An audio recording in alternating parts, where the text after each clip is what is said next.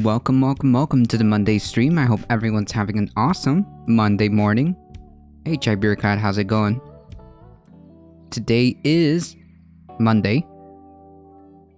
Silver Night Dragon coming in hot with 100 biddies. Thank you so much, I appreciate that.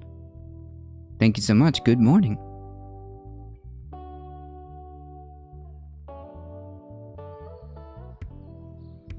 Today is Monday, but today is ADT's day off, so trying to start the day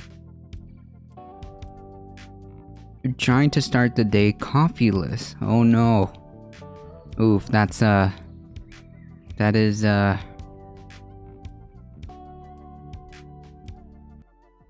commendable attempt. That is a brave attempt.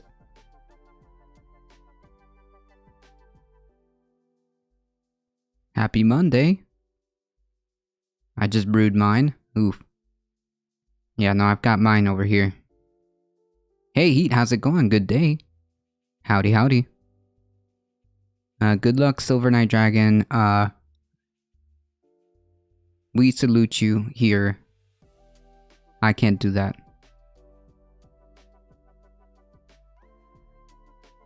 Maybe one day. Maybe one day.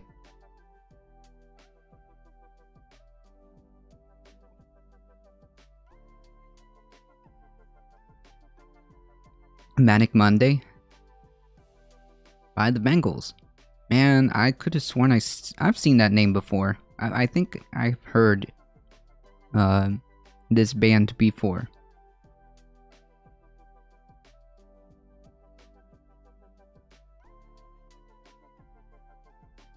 Pretty sure I have.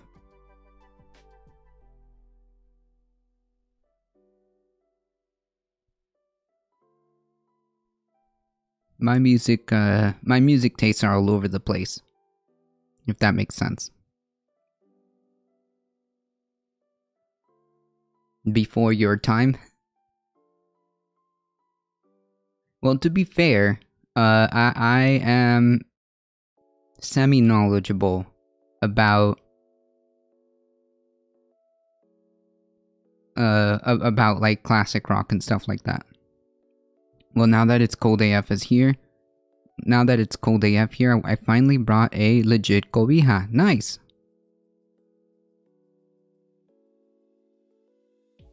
By the Mamas and Papas is a classic. Ah, that's right. That's right. The Mamas and the Papas. Now that is I want to say 70s. I want to say 70s, but I could be wrong.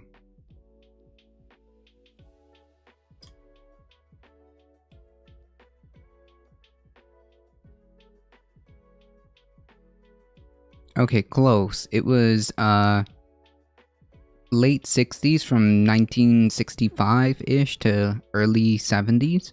Yeah, close enough.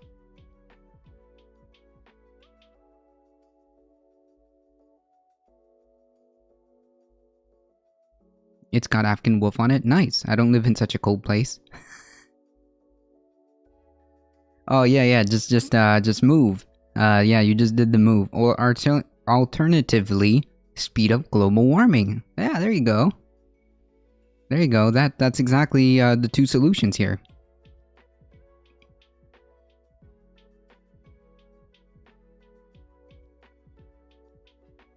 I'm gonna sit here and just leave my car on for the next like 3 months. I was a teenager then. Yeah, my dad used to play a lot of classic rock, which may or may not have influenced me to start playing music, which may or may not have influenced me to be very how do I say this? Expansive on music. My musical tastes go from anything to like just random folk music to punk rock to classic rock to metal to death metal, folk metal to hip hop to EDM to classical music to instrumental music.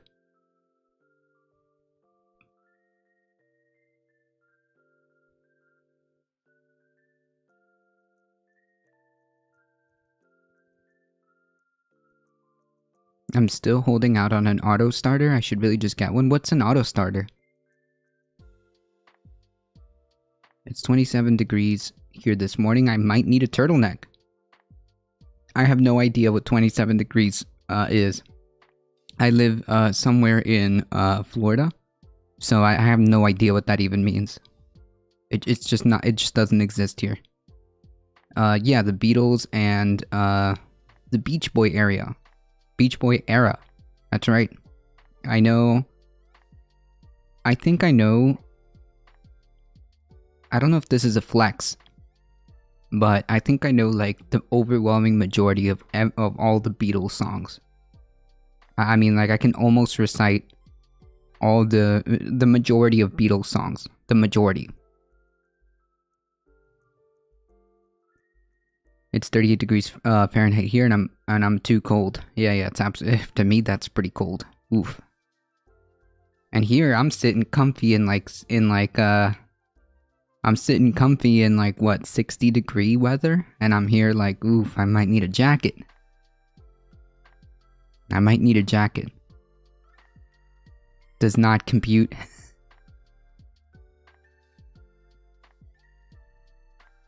I don't know about y'all, but the Beatles put me to sleep. That's a spicy take. Well, I can see that. I just like it because, well, that's what I grew up with. My dad playing like the Beatles and stuff like that. So I just kind of like it because, well, just a remnants of influence.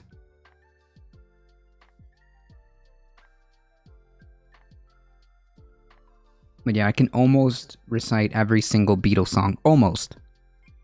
I don't know every single one, but I can say that I know the overwhelming majority of them. Hey, BG Sense, how's it going?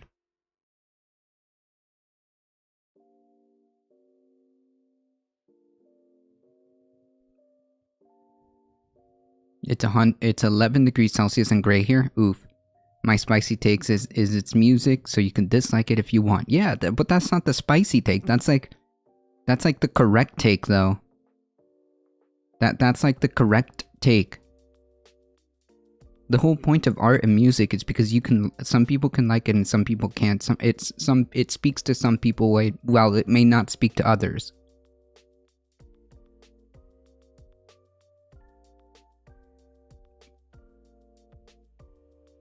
I grew up with Motown, so I had a good childhood. Nice t-shirt, appreciate it. My childhood was full of Christian hair bands. Pray for me. Oh, the irony of that statement, Heat.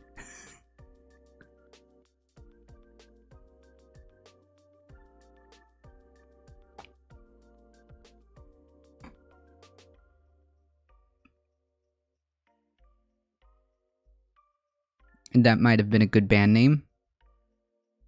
Maybe.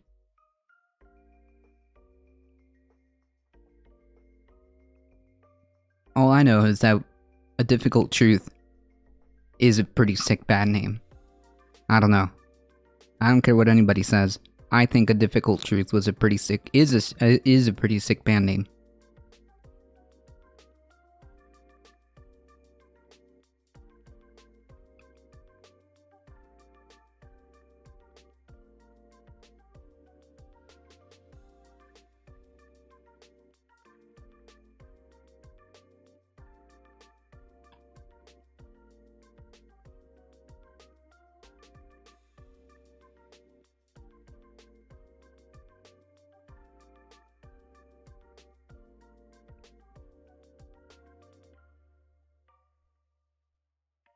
That was a flower power time. A much nicer world, maybe on the surface, maybe in certain areas, in certain aspects, I should say. A few too many syllables. I don't know. I like simple. I like simple. I told you someone stopped me to ask me about my ADT sweatshirt. No, tell me the story. I like that one. Morning, morning, Madame Defarge. How's it going? Yeah, we had Vietnam then. Right, that's what I'm saying. In certain aspects, like, yes, but in certain aspects, not so much. I mean,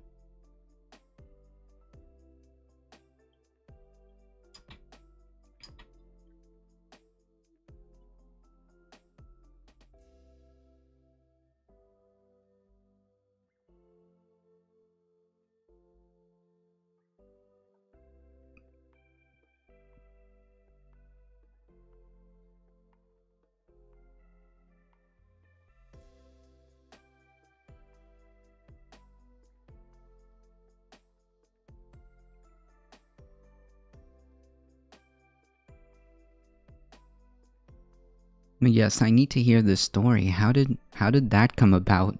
Heat. That's pretty cool. That is pretty cool.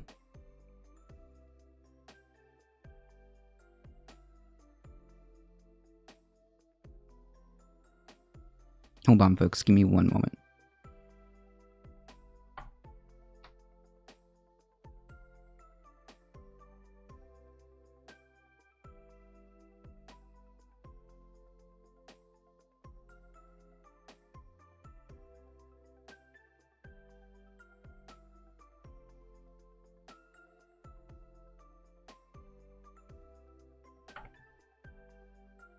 I was going to my eye appointment in Target and the store manager asked if I needed help and then asked if ADT was a band. If you said yes, you would be correct. I didn't know it was at the time, so I told her about the Twitch stream. Hey, thank you, appreciate that. Yes, both of those answers are actually correct. Both of those answers are correct.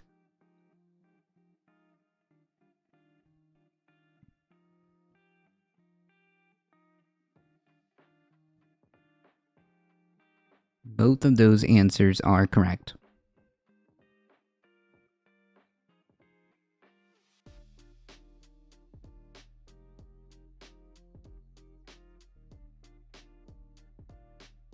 I know I've played an old video very long time ago about one of our live shows, but when I mean a long time ago, I mean a very long time ago. Actually, hold on, I could probably find it again.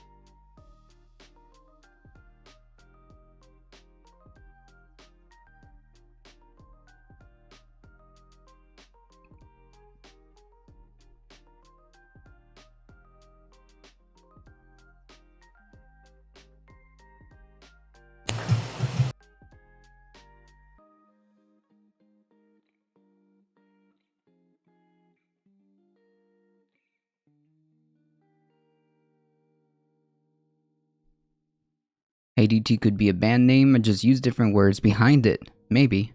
A deep dive. You know, you have free rights to my band's music. What? Also, a deep tunnel. Nice. Okay, cool. Sweet.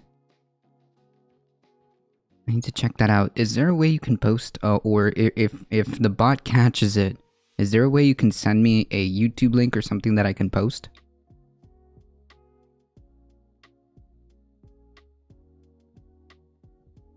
Alright, a real quick visit to ADT lore. Hold on, folks. Hey, Tendera, how's it going?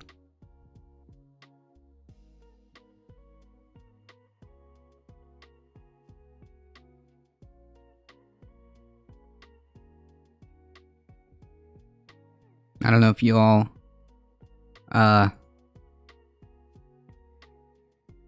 Amtrak Daddy Train? No. Archery does this. A despondent toad. There we go. A deep tunnel. Oh, I see what you guys are doing. Alright.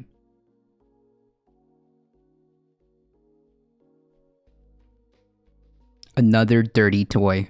Ha! That sounds like a punk band.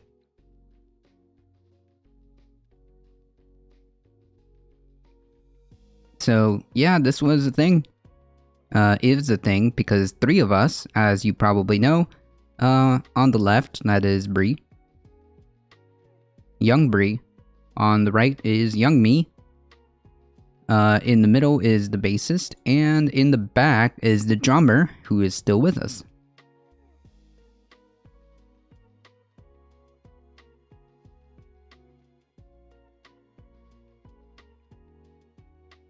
Antelope's dipping toast. There you go. Hey Alio, how's it going?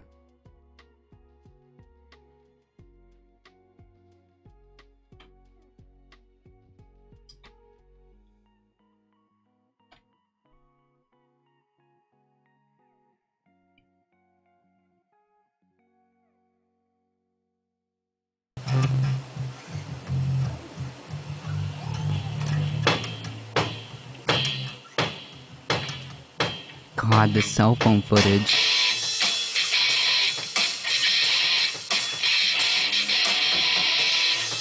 You gotta love this 10-year cell phone footage.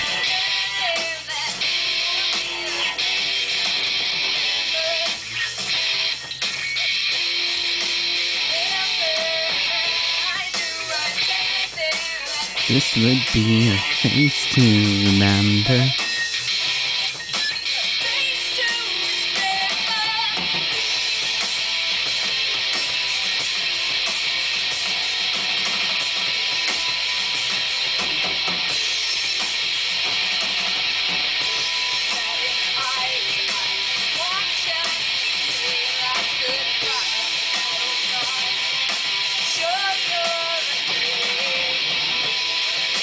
Yeah, this is some 2010 vibes over here.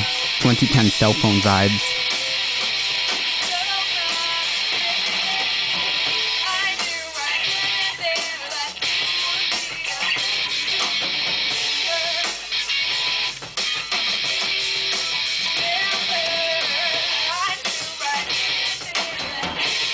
Is that how long your hair is under the hat?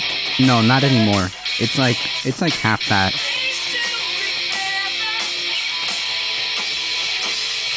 The tempo seems to slow. It's medium. The drummer is doing double time than we are. This is a bop though. I actually love this song.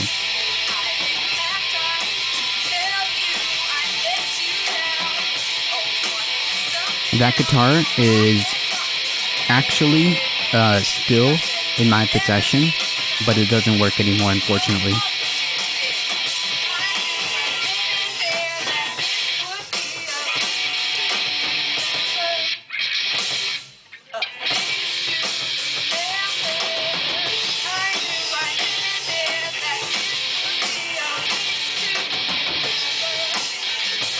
No DMCA, can't DMCA if it's your own music. Who's gonna DMCA me, Bree?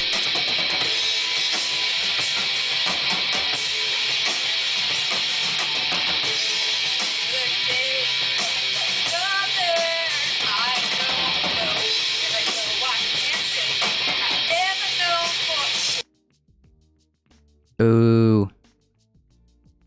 Anyways, I thought we had the full song.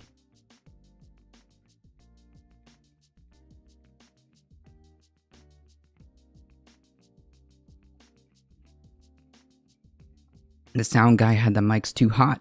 Oh yeah, hold on, let me see. You can post links. Oh, yes, because VIPs should be able to post links. Sweet. Yes, open Spotify. I'm already on it. Stop it.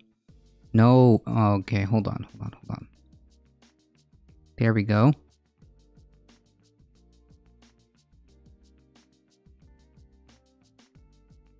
Can I play?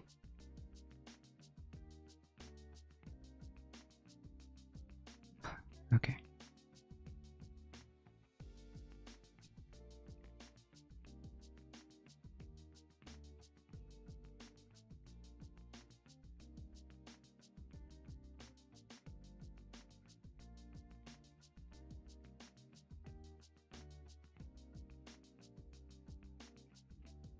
No, I don't want... It keeps insisting on playing the song that I have in the background. Hold on.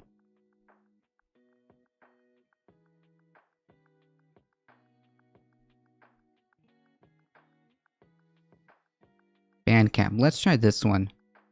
Here we are.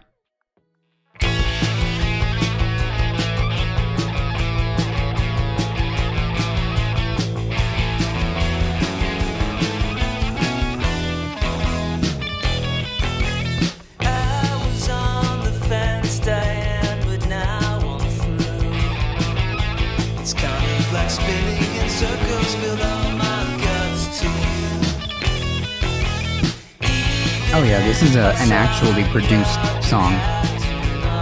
Is that? Oh yeah, that was actually an original song. Yeah, that was actually an original song from ours. That's why I made that joke. Like, who's gonna DMCA me, Bree? We don't have much YouTube stuff, so just some animated videos. That's still cool. I like this. Spin it now, another round, spin it now, another round and round. Should we have the memories I hold them dear? If only I could for the life of me recall them clear. If I saw you out, they should come clear intact.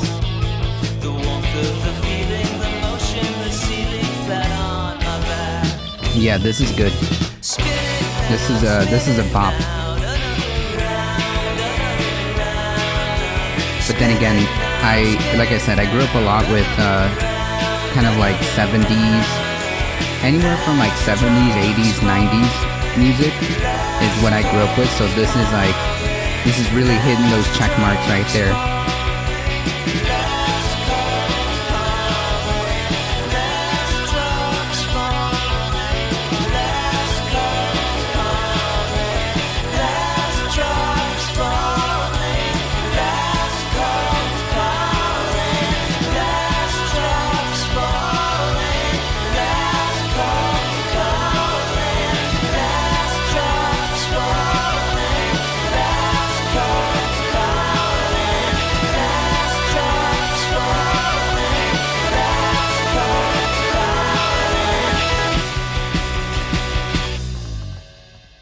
Nice. I actually like this. This is pretty cool. It's too cheesy, but a lot of the kiddos like it. I don't know. I think it's fine. Bad Bong hit. How's it going? Like Cheap Trick. Yes, I've listened to Cheap Trick. Not too many though. I think I've listened to a couple of their songs. So, yes, just to be clear, this is an original song from Chai, and the previous cell phone footage was an original song from our band. Funny story about that song, about that show, I guess I should say, is that drummer, believe it or not, has never played in that particular show. That drummer never played a day in his life with us. He's a very good friend of mine. I think he's been in chat once. I asked him to come because we had an issue. I think our original drummer was unable to make that show, and he said he would do it. And I told him that we should probably practice, and he said, no. He said, trust me, I got you. Indeed he did. Never heard any of these songs in his life. Has never played with Bree. He's played with me a couple of times back in high school. He's played with me a couple of times back in high school, but overall, he's never played with the band at all. That was his first show, and ever since then, he's been a ADT classic.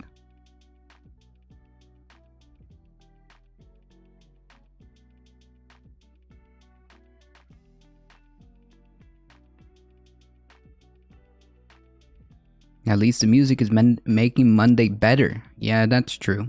Music makes everything better.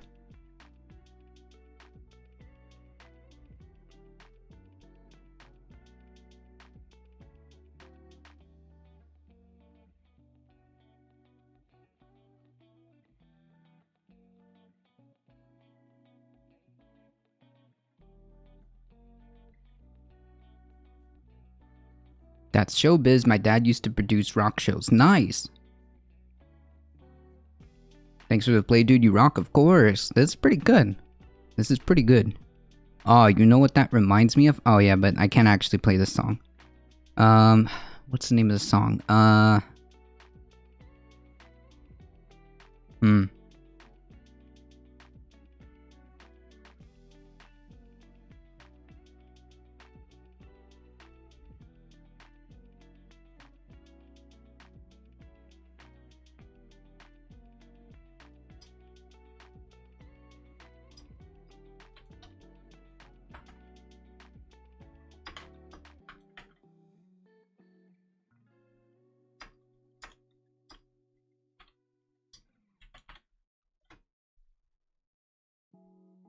They might be giants. They might be giants. That's what that style reminds me of, Chai Bureaucrat. They might be giants.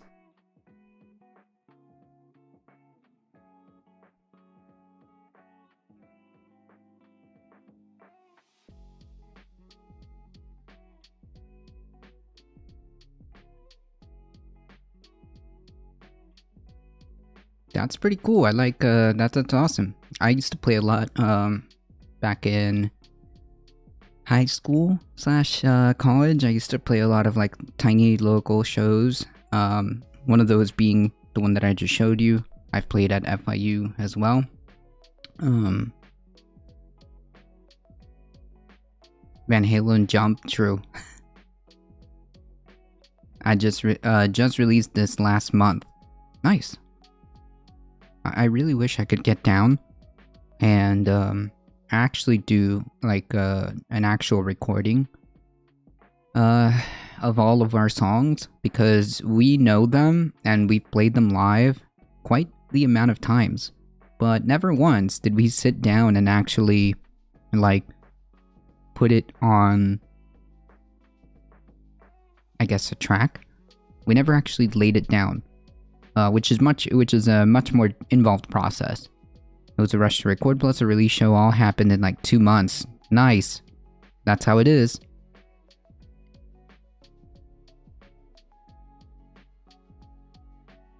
That's how it is. But yeah, we've never actually sat down and put it on paper, so to speak.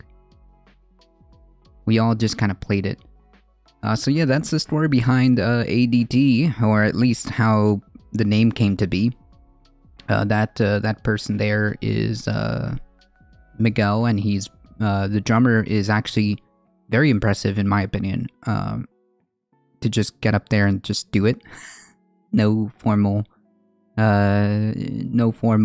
practice or anything like that before the show. Just he just said,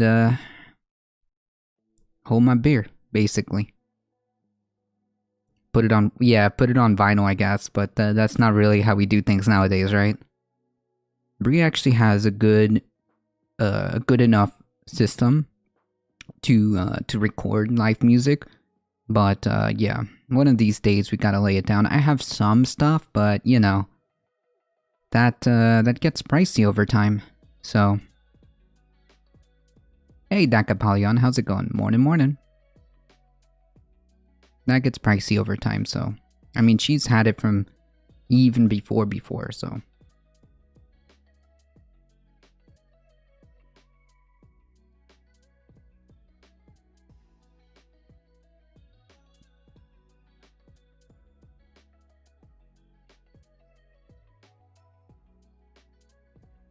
Alright, folks, we have some of the gauntlet to run through, then maybe we'll do something fun at the end, right? Maybe. We'll see how much time we got.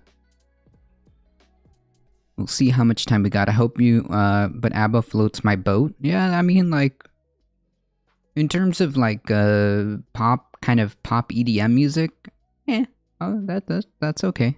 Remember, Astro, at the end of the day, music is art, and people like it, people don't. I don't know. At the end of the day, it's all art to me. It all means something to people, so hey, in all honesty, ABBA puts out constant bangers. True. Yeah, so like, in terms of EDM slash like pop music,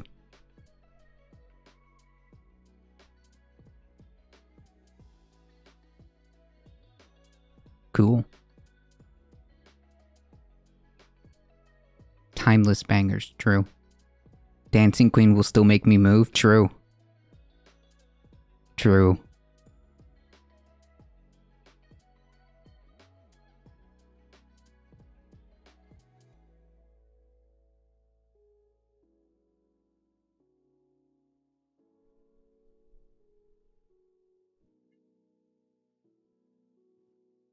Waterloo. Alright, focus, we got the gauntlet to run through. I found this pretty interesting. I found this more to be like a meme article, but yeah, let's get into it. Inside the QAnon cult that believes JFK is about to return. It was 2 a.m. on November 1st when Maureen McNamara realized that something wasn't right. She had spent every waking hour the past 2 weeks organizing a list of hundreds of QAnoners who were traveling to Dallas to see the resurrection of JFK basically on the predictions of one man, Michael Brian Protzman. McNamara, along with hundreds of Protzmans of other followers, have been camped out at the AT&T Plaza in downtown Dallas for up to 9 hours at this point, her patience growing thin. There were children sleeping on the ground, there were elderly people, there were people with walkers, people with canes, and they were in pain and a lot of pain. Yeah, this is usually how cults go, right? For hours, the crowd had been told that the big reveal was coming. There were whispered rumors about a house that would accommodate thousands of people that would become the new White House.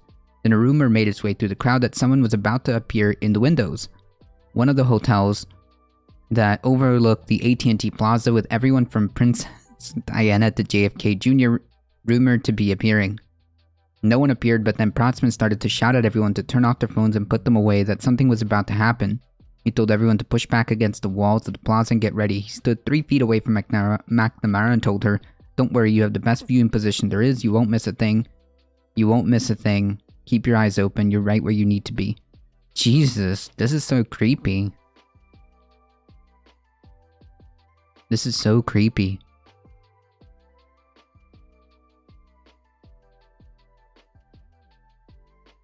I'm an effing metalhead. I've got no shame in bopping ABBA. Yeah, I mean, like, you should have no shame in bopping anything, right? I'm a metalhead and punk, and I've got no real shame. True. Like I said, I've been, I can listen to anything from EDM music to hip hop to metal to punk. Yeah, I've had my fair share of heavy metal shows.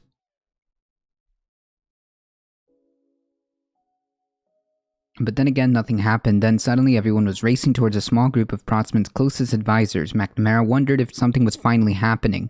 But when she got through the crowd, she saw that all that was happening was that everyone was being given a t-shirt with Protzman's online alias -48 printed on it. Go away, scam caller. Everybody's scrambling to get one, like we all flew all the way to Dallas and stood for 16 hours so we could have a t-shirt. Nice. At least they got a t-shirt out of it, I suppose. Aw man, now I'm triggered. Negative 48 actually kind of sounds like a cool band.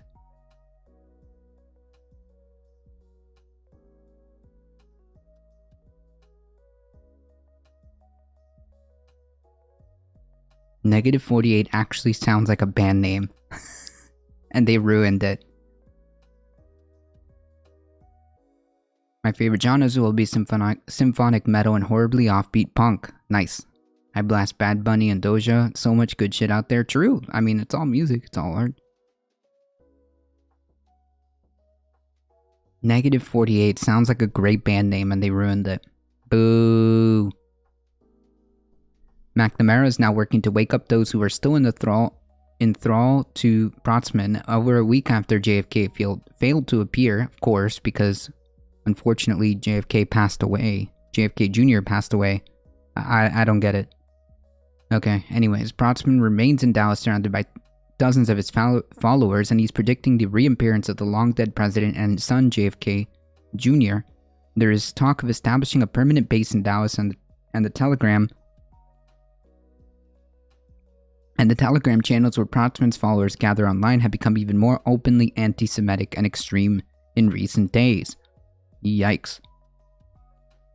For McNamara, a devout QAnon supporter, the attraction of coming to Dallas was less the intriguing prospect of seeing JFK reappear, and more about seeing like-minded people, because it's a cult. We've lost family, credibility, and we've been isolated because it's a cult. And we've been lonely because we've called a lot of different names, crazy among them. I mean, you said it, not me. And so there's this opportunity to suddenly gather with like-minded people, and that's what I wanted to do. And that's why after spending 16 hours waiting for nothing to happen, McNamara got up at 10 a.m.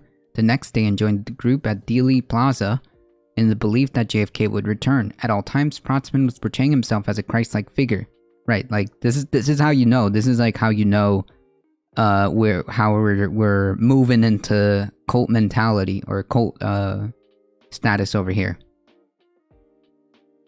Hey, spread it forward. How's it going? They'll trust enough to travel across the country for this, yet wearing masks for public safety and violating his sovereign human rights. True. So did they expect him to rise from the ground and appear from the sky?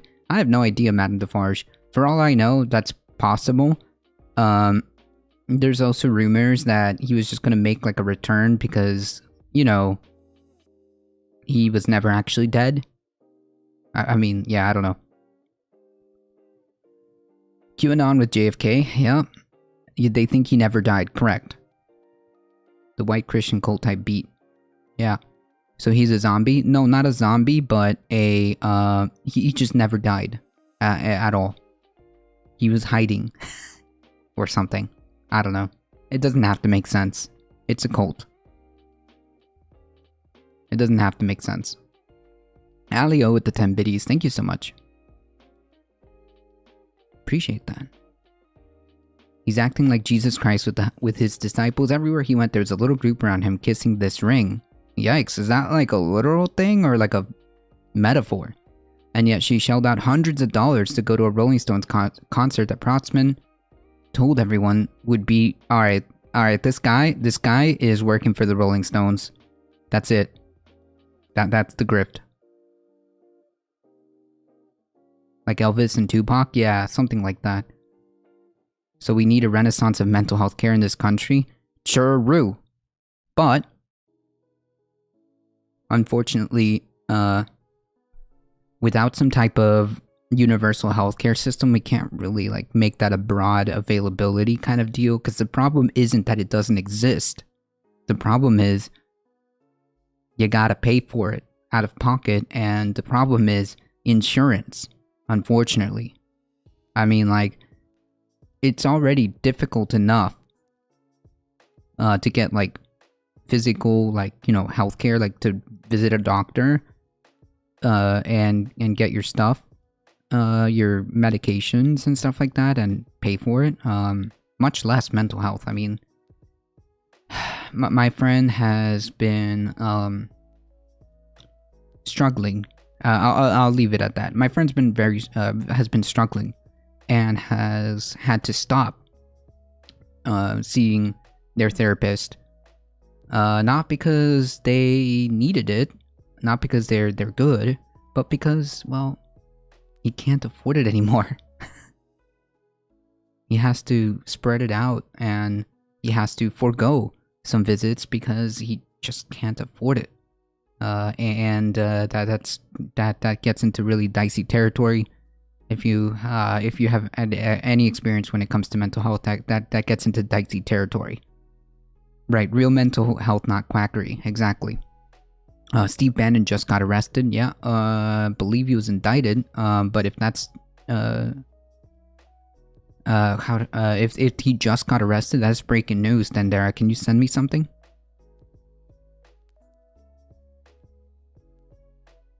So yeah, that's yeah, real mental health.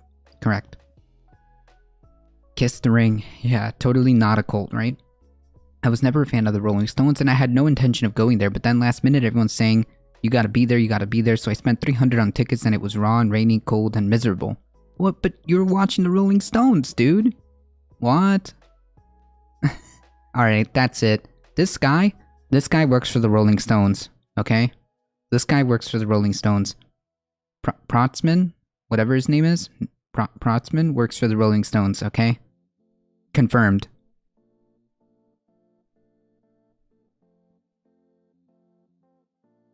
$300 tickets? Jeez.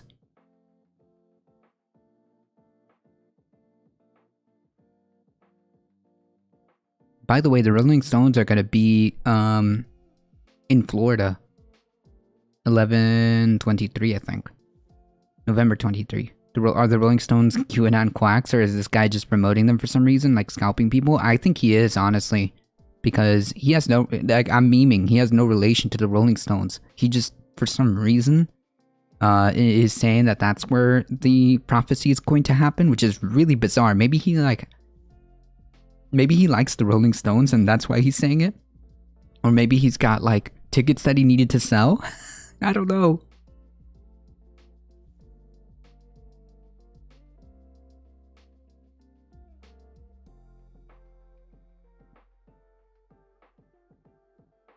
I had to start either paying out of pocket for my therapist or change therapists because their office stopped taking my insurance. Yay, Medicaid! Yep. So people make a big deal about Epstein and his pedophilic crimes, which are evil, but not enough people are talking about how Epstein was literally how the wealthy pedos hid their money on offshore accounts, the reason he was likely assassinated or hung himself. Yeah, yeah, so that was his secret about how the wealthy are hiding their health and controlling the world. They could stay secret. This pedo stuff is the crazy evil stuff they did for fun. Maybe.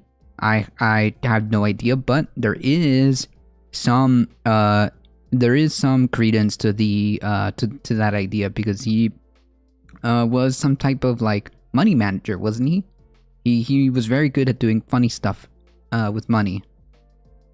And by funny stuff, I mean he was legally doing, he's just doing funny stuff with money that was legal, and a lot of wealthy people went to him for management. Is that what it was? Is that the connection? I whispered it to you? Alright, let's see.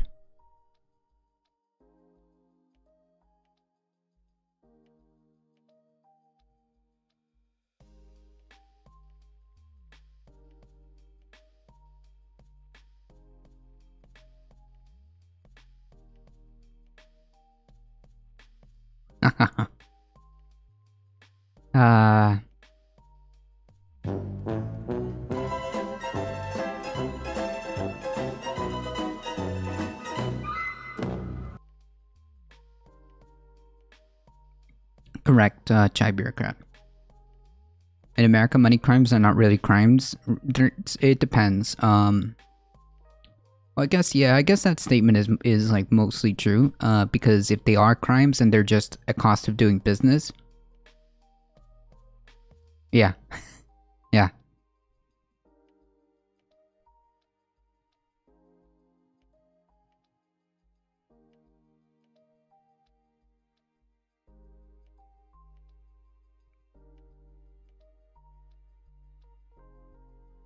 I mean, I was gonna report on Steve Bannon being indicted, but I guess we'll go over that and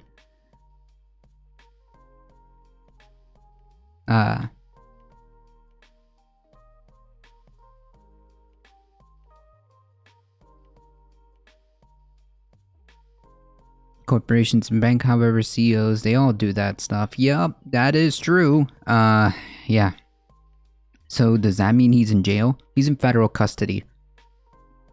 I don't know what that means. I'm going to assume that he's going to be held until he's either released on bail, or if he's considered a flight risk, then he won't be. He'll just be in custody, which might mean that he's going to be in jail. I don't know.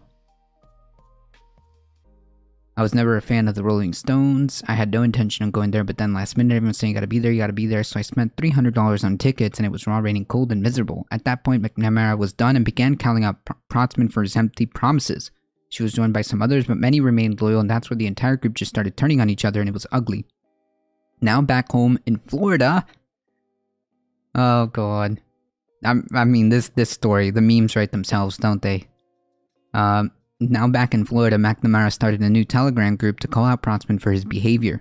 Protzman's acolytes in turn labeled McNamara and anyone who questioned their leader's credentials as traitors to the cause, of course, because, totally not a cult. He's probably in a cushy, safe house with a couch and high-speed internet. Yeah, maybe so. Give him a good old nice fashionable ankle monitor. Where we go one, we go Telegram, true. I've never actually been on Telegram, but something tells me that I'm probably not missing out much. McNamara said she spent thousands on flights, accommodations, and expenses during the trip and ultimately ran out of money before going home, and says it's typical of many people in the group. That's the real sad part, right? That's the real sad part about this whole thing, because like when you are so far into this like kind of cult kind of deal, to the point where you're literally spending every cent forgoing your obvious like necessities to keep yourself, you know, with a roof over your head and stuff like that. You're literally running out of money to support this cult. Yeah, that's where I get really angry at the fact that this person probably knows what they're doing and is probably taking advantage of these people. I didn't know it was used for these big groups until recently. I use it to text my homies, easier to send messages, images, and I have group chats that don't get all messed up between Android and iPhones. Ah. I've actually never downloaded... Well, again, maybe it's a misconception, but from what I understand, Telegram is... I guess it depends, because like every social media or every space that you go to, it just depends on what corner you hang out with, right?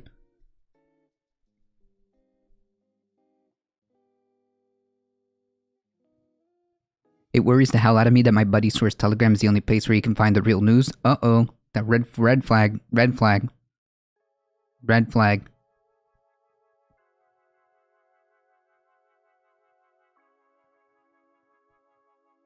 That is a massive red flag.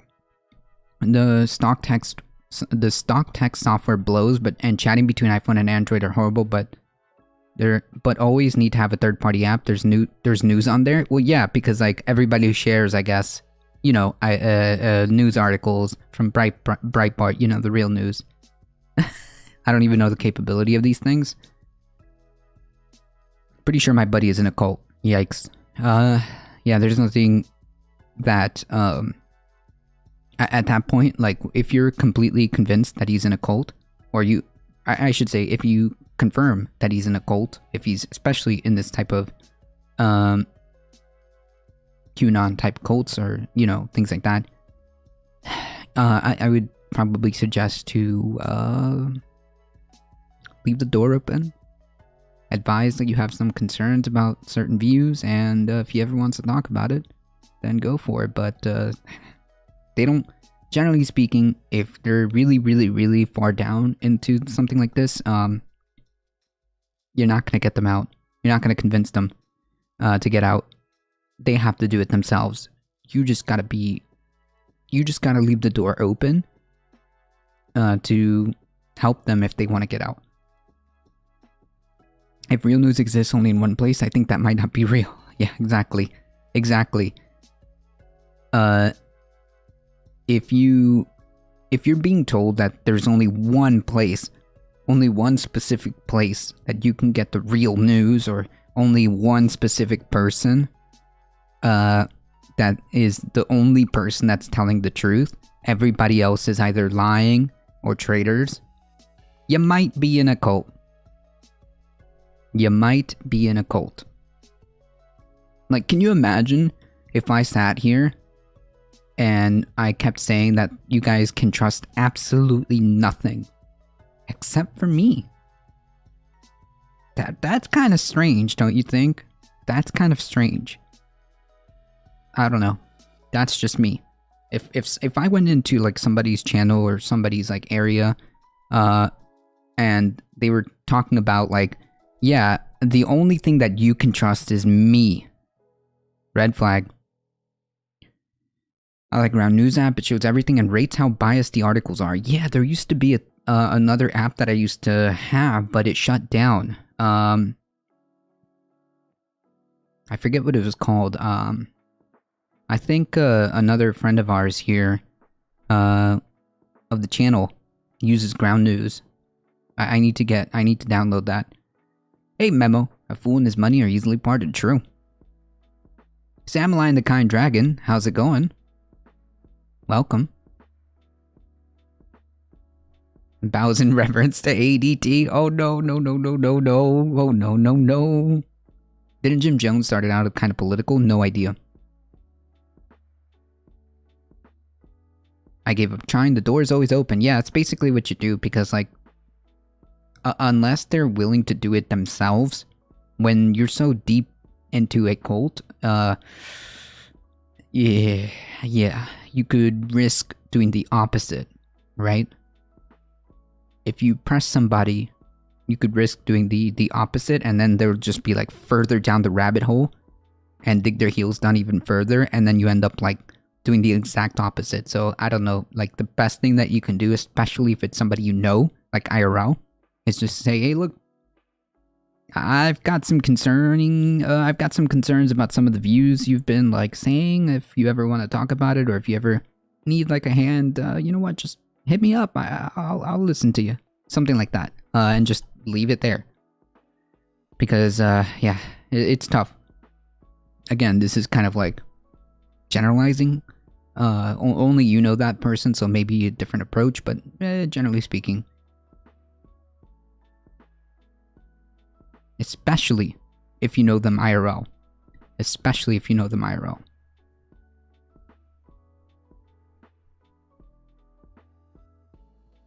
I know many people who won't be able to afford Christmas, but it was more important to them for them to be there, or they don't know how they're going to pay next month's mortgage payment.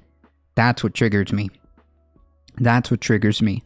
Is like these people who who take advantage like that.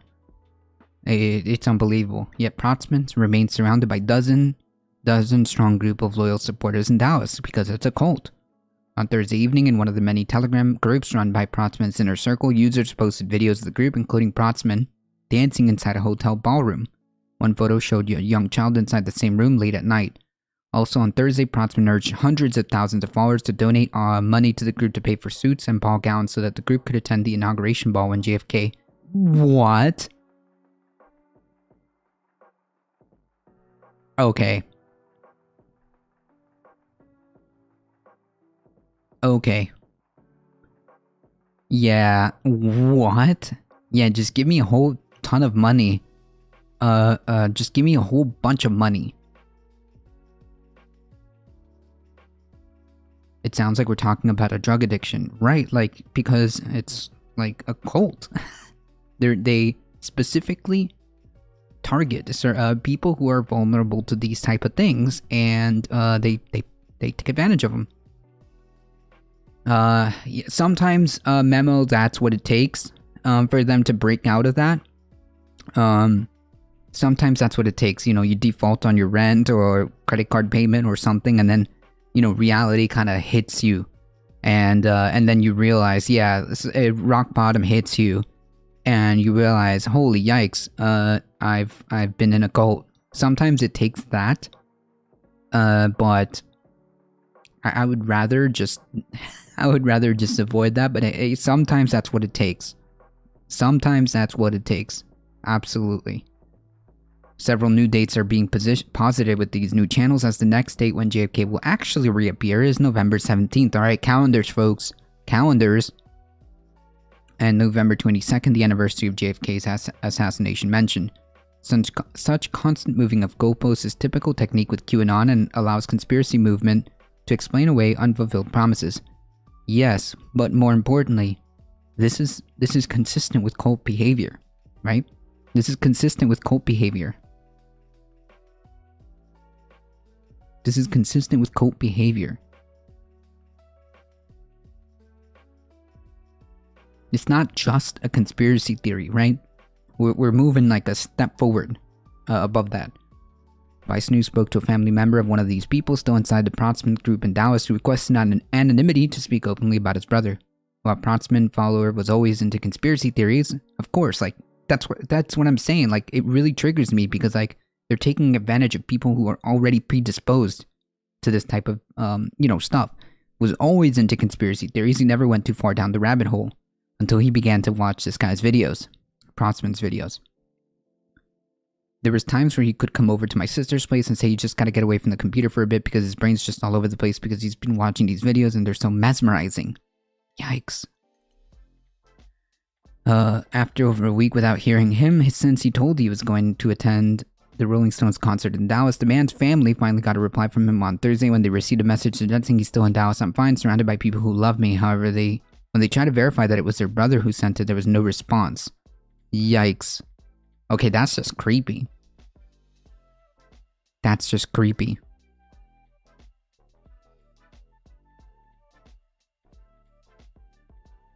Yeah, I've heard both. Yeah, I've heard both. I've heard JFK Jr. I've heard, Princess Diane coming back. Yeah,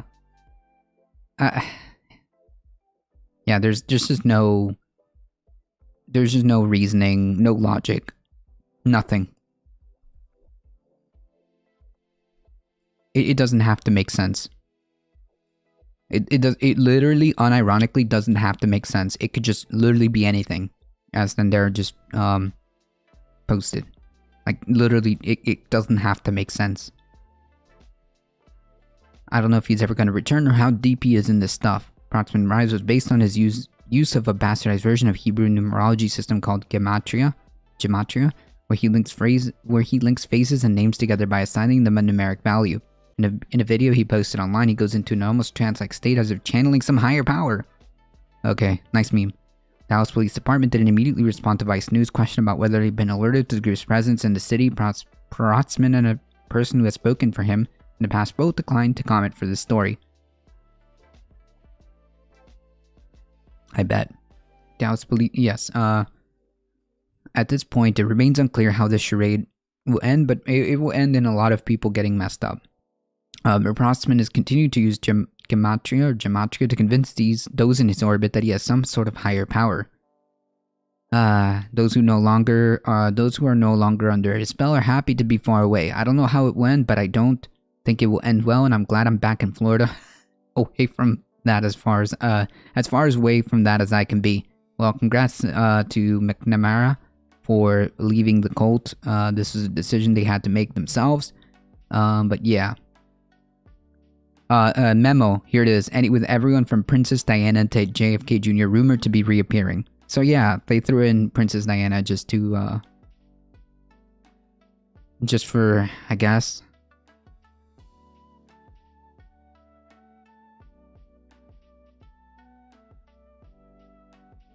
I see, Memo. Don't worry, for the right, they're just reincarnating Hitler. No, I don't know if they even like mentioned it. But definitely a cult, definitely damaging, and I don't see it going away anytime soon. So, I mean, with people like I think that the real thing to take away from this, the real TLDR to take away from this is the fact that, like, there are people who believe in this completely blindly, and unfortunately, there are people who are being elected into office, whether it be local, state, and sometimes even federal. Looking at you, MTG, or Representative Marjorie Taylor Greene, that are subscribed to these kind of ideas. And that is where things get really, really worrisome.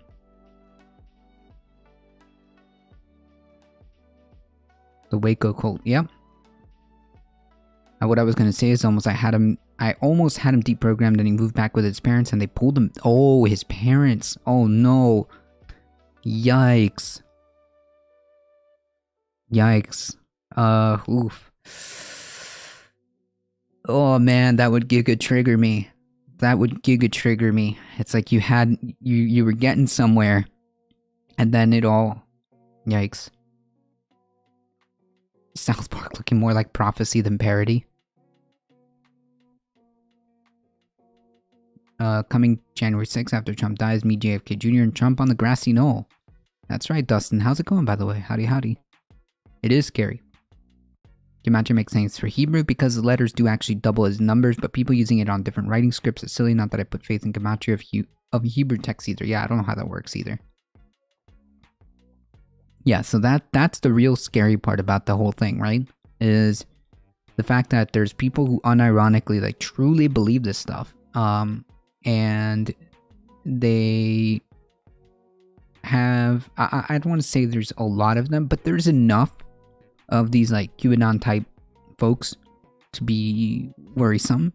And then, like I said, to take it a step further, there are local, state, and even federal officials who are getting elected who are subscribed to this type of conspiracy cult-like kind of deal. And therein lies the problem, right? Because these people actually determine policy and things like that. That is scary.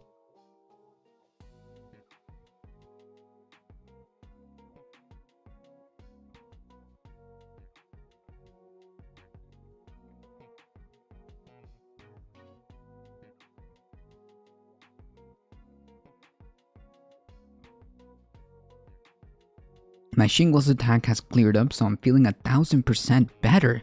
Nice! Well, that's good. I'm glad to hear that you're feeling better.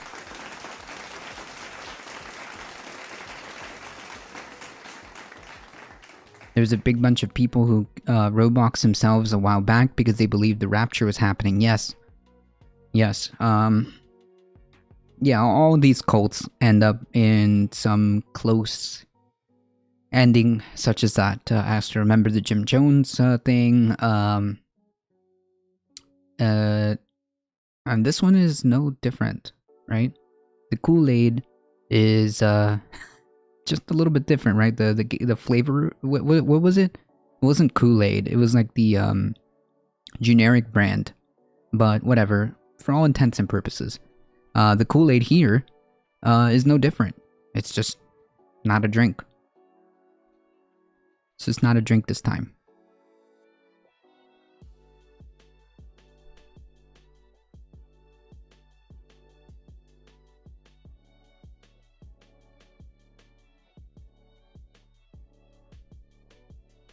Hey, Kal-El, I have a crazy sore throat and I lost my voice. Not that great. Boo. Boo. That sucks, Kal-El.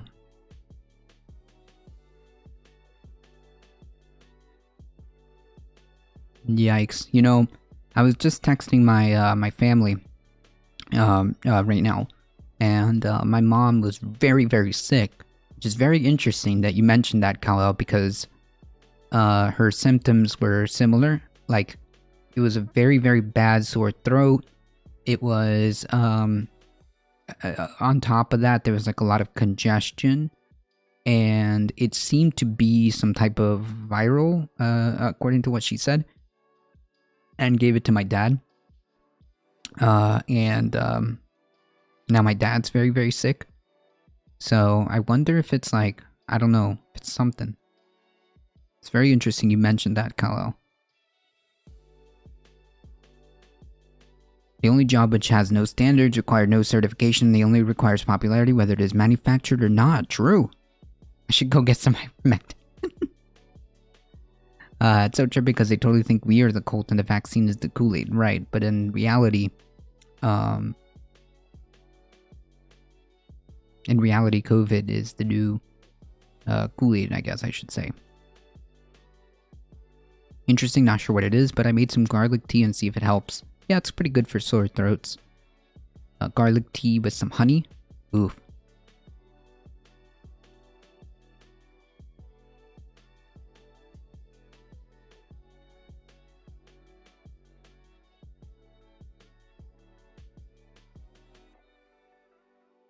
"100% honey, lemon, and cayenne." Nice.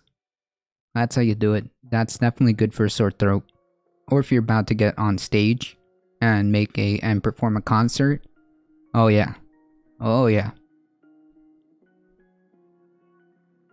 Hackers spent spam emails from FBI accounts.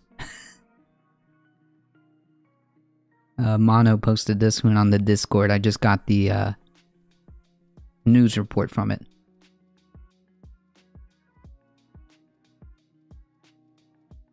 I almost had the same symptoms a while ago, but it was COVID. Oof. Yikes. Yeah, for my from my parents specifically, they did the COVID test, because of course, just in case, but it came negative. It came back negative, so that's good.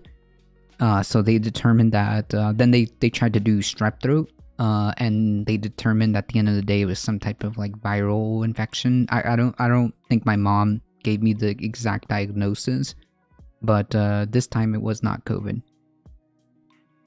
Unicorn Glitty, how's it going? COVID was fun, I bet. I can still smell things, so I don't think it was COVID, but lots of congestion too, so I don't know.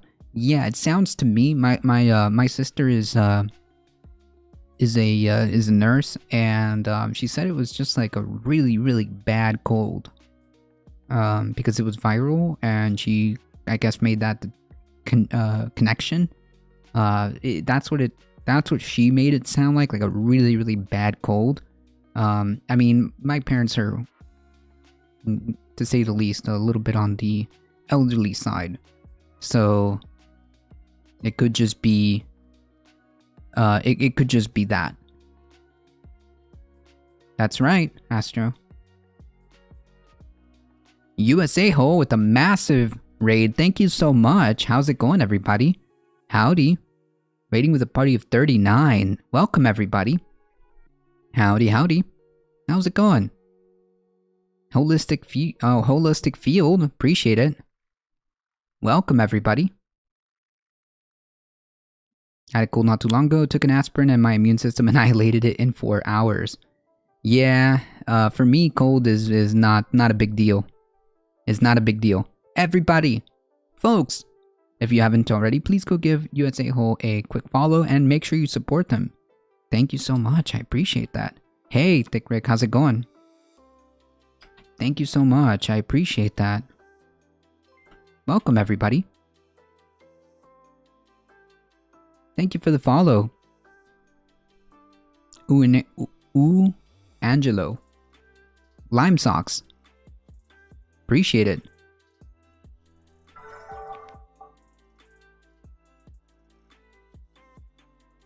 Hey, how's it going? I love how, like, whenever you do shoutouts, they say, check out X person, they're playing politics, as if it's like a game.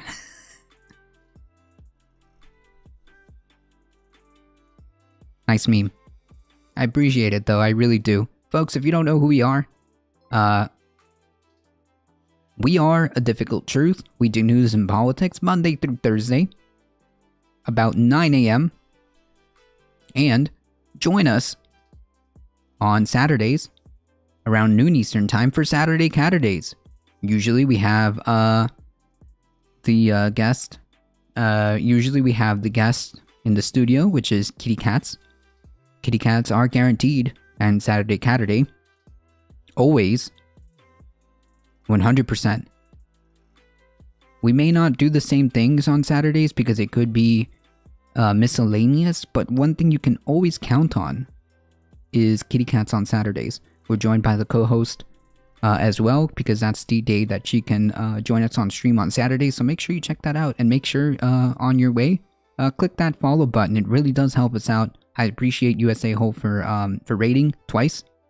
I appreciate that. That's right, people call Russian Roulette a game too. Not a game I'm a fan of, to be honest. Twitch is a weird game, true. I'm playing Twitch.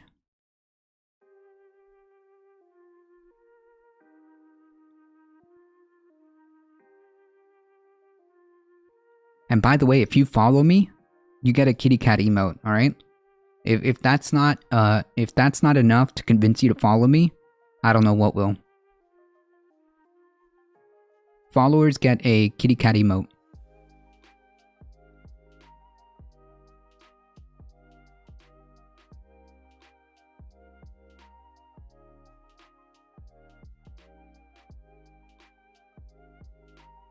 Yeah, don't know how I did that. Twitch be like that. My favorite game on Twitch is Pet the Chud. You see that? Kalo gets it. When I used to be younger, we played Russian Roulette with Nerf. Oh. No. No, no, no, no.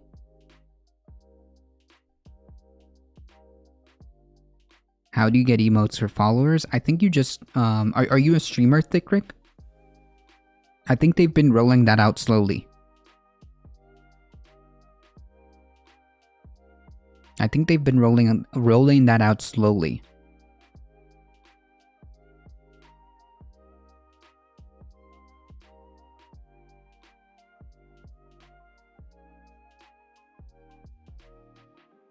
Yeah, so eventually, if you go to your, thank you for the follow, appreciate that. Content? No. Settings? Moderation? No.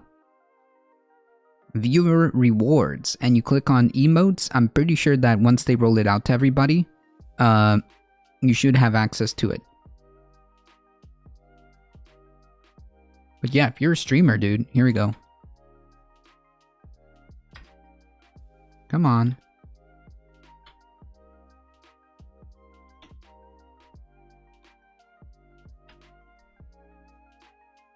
Do the thing, bot. Cool. I usually just play Bop the Chud. I have zero patience. Oh no, no, no. It depends on how much I'm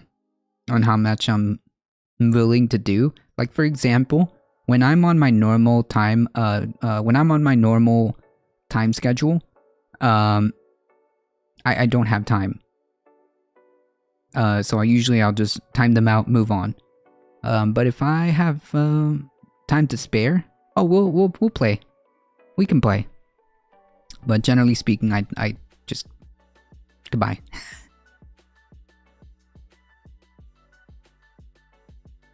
Exactly, Vaquita is Poggers. That is her name.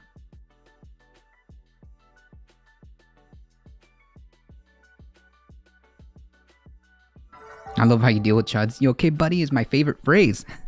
Oh no, it's gonna get a lot better. Especially how I'm messing around with some of the ways the stream is set up.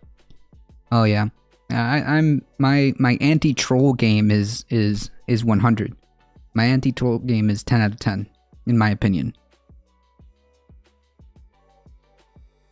Alright folks, those of you that are coming in, I use it all the time now. I can't help it, I'm sorry. For those of you folks that are coming in, Steve Bannon. Oh no, wait, no, we're not there yet. Sorry, that's the next story. Hackers sent spam emails from FBI account. It's kind of a meme article. The FBI is acknowledging that hackers have compromised its email servers and sent spam messages, but the Bureau says the hackers were unable to access any personal identifiable information or other data on its network. The fake emails appeared to be from legit FBI emails address ending in @ic.fbi.gov. The FBI said in a statement on Saturday the hardware impacted by the incident was taken offline quickly upon discovery of the issue. Yeah, just like I believe Alio just pointed out that, yeah, just make sure you never click on emails that you don't know. The hardware impacted by the incident was taken offline quickly upon discovery of the issue. In an update issued on Sunday, the Bureau said software misconfiguration allowed an actor to leverage an FBI system known as the Law Enforcement Enterprise Portal, or LEAP, to send fake emails. The system is ordinarily used by the agency to communicate with state and law enforcement partners. No actor was able to get access or compromise any data on the FBI's network. Once we learned of the incident, we quickly remediated the software's vulnerability, warned partners to disregard fake emails, and confirmed the integrity of our networks. The spam email went to 100,000 people, according to NBC News, and warned recipients of cyber attack on their systems. The FBI and Department of Homeland Security routinely send legitimate emails to companies and others to warn them about cyber threats. This is the first known instance of hackers using that same system to send spam messages to a large number of people. The Spam House Project, a threat tracking organization, posted on Twitter what it said was a copy of one such email. It showed a subject line of urgent, threat actor and systems, and appeared to end with a sign-off from the Department of Homeland Security. Both FBI and DHS, cybersecurity and infrastructure security agencies, are aware of the incident, the FBI said on Saturday. Nice meme. Nice meme.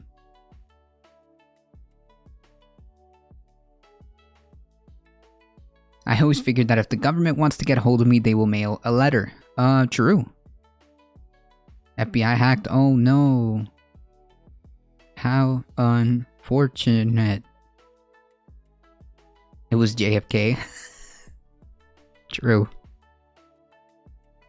Nice meme. Nice meme.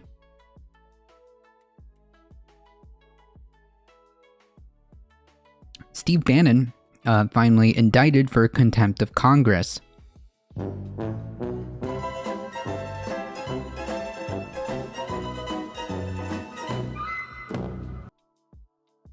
Two charges failed for failing to honor the House subpoena from Select Committee investigating January 6 Capitol breach. Stephen K. Bannon was indicted today by the federal grand jury on 2 counts of contempt of Congress stemming from his failure to comply with a subpoena issued by the House Select Committee investigating January 6. Bannon, 67, is charged with 1 contempt count involving his refusal to appear for a deposition and another involving his refusal to produce documents. Despite a subpoena from the House Select Committee to investigate January 6 on the U.S. Capitol. January 6 attack on the U.S. Capitol. An arraignment date has not been set by the U.S. District Courts of District of Columbia. Since my first day of office, I have promised Justice Department employees that together we will show the American people by the word and deed that the department adheres to the rule of law, follows the facts and the law, and pursues equal justice under the law, said Attorney Merrick Garland. Today's charges reflect the department's steadfast commitment to these principles. Yeah, it turns out you just can't say no to a subpoena. Like, that's not how that works. Consequences?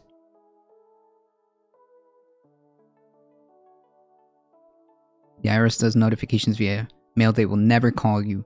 Tell your parents. True. True. That is actually 100% true. They will never call you. They definitely will never send you an email. So yeah, just be aware. As detailed in the indictment, on September 23rd of 2021, the Select Committee has issued a subpoena for Mr. Bannon. Attorney Matthew Graves of the D.C. District of Columbia. The subpoena requires him to appear and produce documents for the Select Committee and appears for a deposition before the Select Committee. According to the indictment, Mr. Bannon refused to appear to give testimony as required by subpoena and refused to produce documents in compliance with the subpoena. In its subpoena, the Select Committee said it had reason to believe that Bannon had information relevant to understanding the events of January 6. Bannon, formerly a chief strategist and counselor to the former president, has been a private citizen since departing the White House in 2017. Each count of contempt of Congress carries a minimum 30 days and a maximum of 1 year in jail, as well as a fine of $100 to $1,000. A federal district judge will determine any sentence after considering the U.S. sentencing guidelines and other statutory factors. An indictment is merely an allegation, and all defendants are presumed innocent until proven guilty beyond a reasonable doubt in a court of law.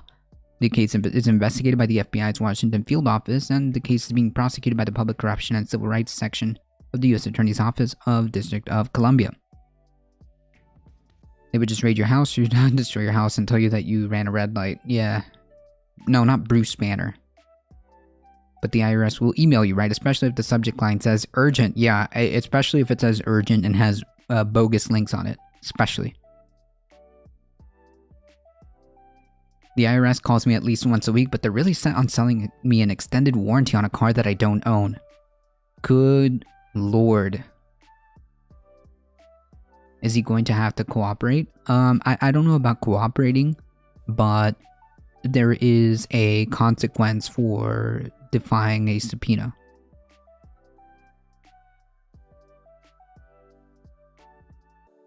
Homonyms? What does that even mean? A chief strategist? That sounds like a very vague title. Yeah, probably like a equivalent to some type of like counsel advisor. I don't know.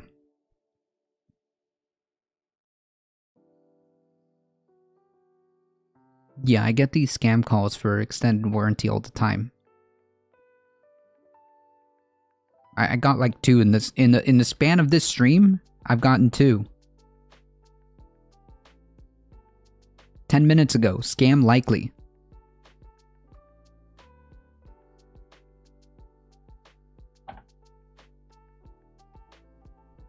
Yeah, robocall. Your AT&T account.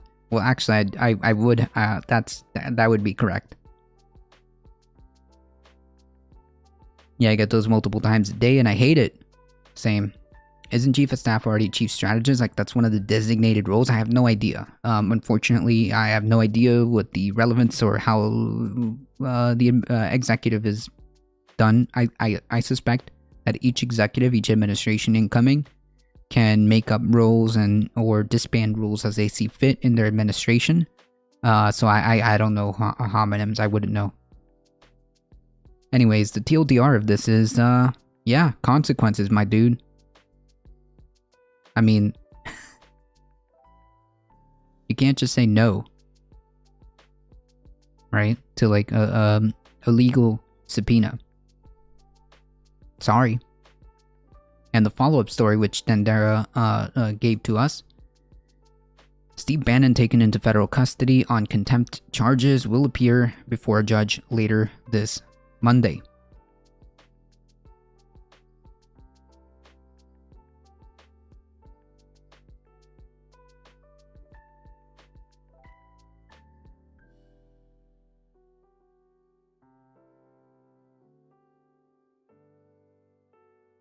Scam likely is always calling me too. Yeah, and what really triggers me is when scam likely calls me. Obviously, I'm not going to answer it. It says scam likely. Why would I answer it? And then they leave me voicemails. My voicemail box is so full. I probably have like 20 plus voicemails that I have to go through and delete. Or the other option would be just leaving the voicemail box full. Just leave it like that. The thing that triggers me, though, is the little notification that there's still voicemail there. The Sigma billionaire grindset create new government offices to give to your buddies. True. To give to your friends. But the right wing believes Trump is president for 30 years. Yeah, some of them do, that's for sure. A unnerving amount. Your scam leaves voicemails. I never get any. Oh, yes. Oh, yes. Oh, yes, I get voicemails, and what triggers me is the notification. But then that to get rid of the notification would mean that I have to go through each and every one of them. But there's so many that I don't know what I want to do. Like, it's so annoying, and it's always a robot too. Hello, I would like to. Hello, this call is for Carlos L.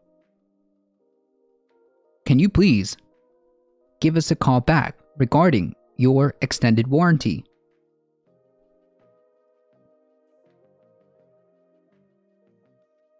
I have voicemail notifications disabled, so I'm ahead of... Oh man, this is revolutionary. I need to look at my phone settings.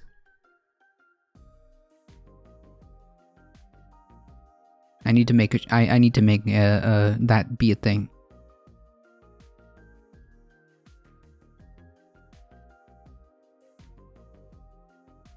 Yeah, I'm very careful about that, Alio. I mean, they improved the phone app for Pixel phones, but it's still not great. Yeah.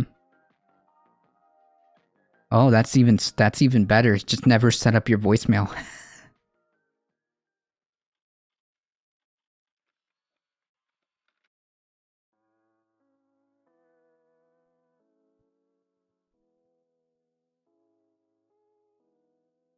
True.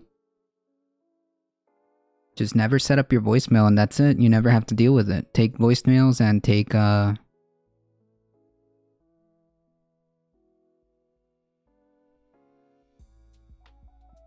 notifications off.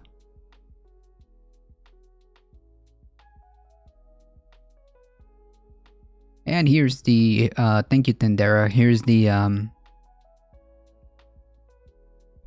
article on it. Oh yeah, I get scam texts too.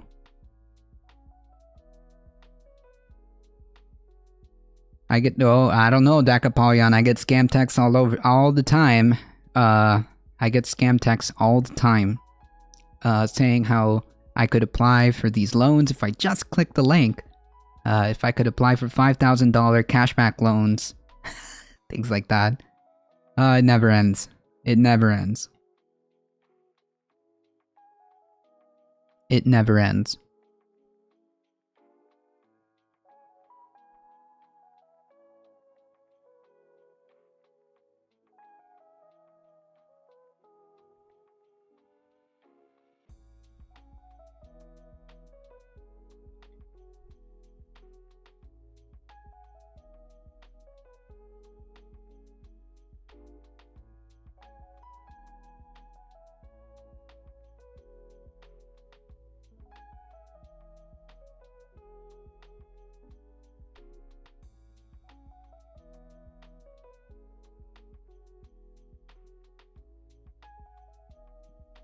That's right. He was arrested literally an hour ago. I remember 20 years ago when we were able to sign up for the DNC list. Yeah, but the problem is, Dustin, that exists. That is still a thing. But it only stops the minority of spam calls. It only stops the minority of spam calls, and that's the problem. I once got a scam text saying that I could win $800,000 if I just gave them my credit card info. I said, nice.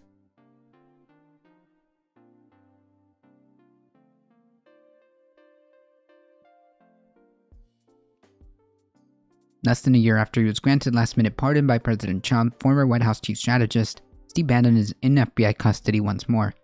The conservative podcast host and former Breitbart News chairman surrendered himself at the FBI Washington field office shortly after 9:30 a.m. on Monday after emerging from a black SUV dressed in a green winter jacket and black shirt. As he walked towards the building, he stopped briefly to adjust a camera to which he was live streaming his surrender, for his quote War Room podcast. He told his viewers, "I don't want anybody to take their eye off the ball, what we do every day," and declared that he and his supporters were taking down the Biden regime while calling the case against him all noise and no signal. On Friday, a D.C. grand jury indicted Biden on 2 counts of criminal contempt of Congress, the result of a referral by the House of Representatives last month after he defied a subpoena commanding him to give evidence before the House Select Committee investigating January 6th insurrection. Committee members believe Mr. Bannon, who was on the January 5th edition of War Room, declared all hell would break loose the next day when Congress would schedule to meet joint session to certify President Joe Biden's 2020 election win, has information about what White House and Trump campaign officials may have known about the day's events. Yeah, I found it very disturbing that this was going on the day before. And I suspect we're going to know a lot more information in the coming weeks and months.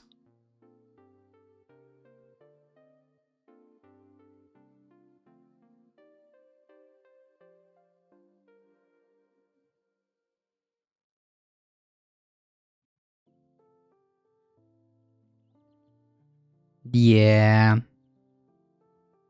Okie dokie. Anyways, chat. Moving along.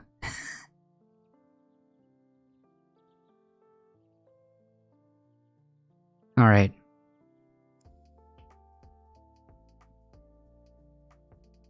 Has anybody seen Tucky Carlson's documentary on January 6th?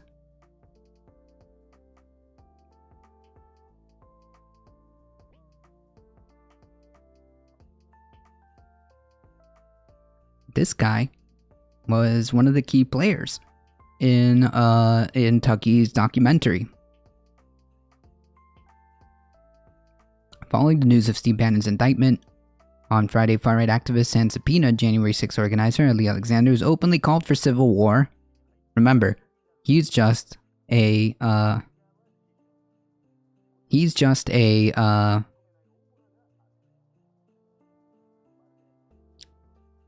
freedom-loving patriot, according to Tucky.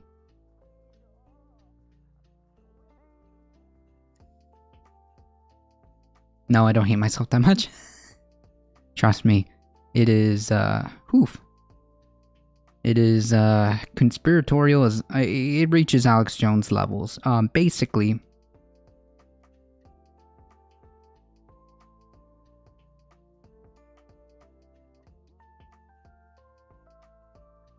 the implication was that, this is all a political, this is a political stunt to arrest dissidents, and that it's actually the left or the Democratic Party who may or may not have been involved in January 6th. That's the implication at the end of Tucky's documentary. I had a hard one though, because in the end, a broken clock is right twice a day. If you prophesize a big event every 4 years, you're guaranteed to have one day where something bad happens. True.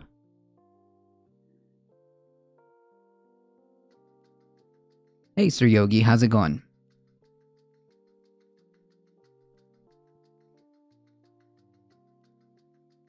Yeah, and one of the key players of Tucky's documentary was this fellow. Who is again portrayed as the victim.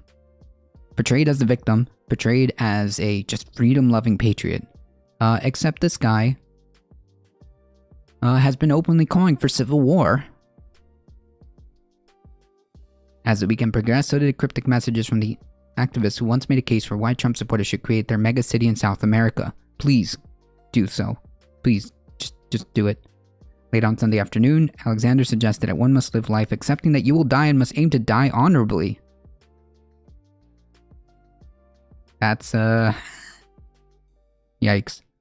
I could use the prayers I battle the modern sun, the deep state. As whether he will comply with the congressional subpoena stemming from the Capitol riot, Alexander appears to be on the fence and didn't return a request for comment from the Daily Beast on Sunday evening. Yeah, that's, I just thought this was interesting because, I remember, watching pieces of the Tucky documentary, and this guy was like the star at the end. This guy was a star.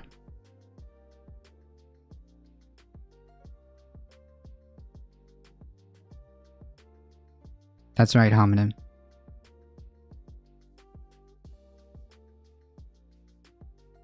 That's right. This guy was supposed to be the victim, according to Tucky. This guy was supposed to be the victim, according to Tucky. A political victim.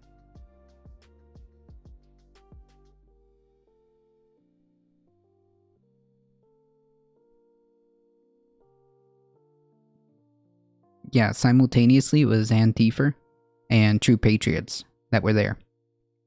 And by the way, this guy was one of the organizers, too.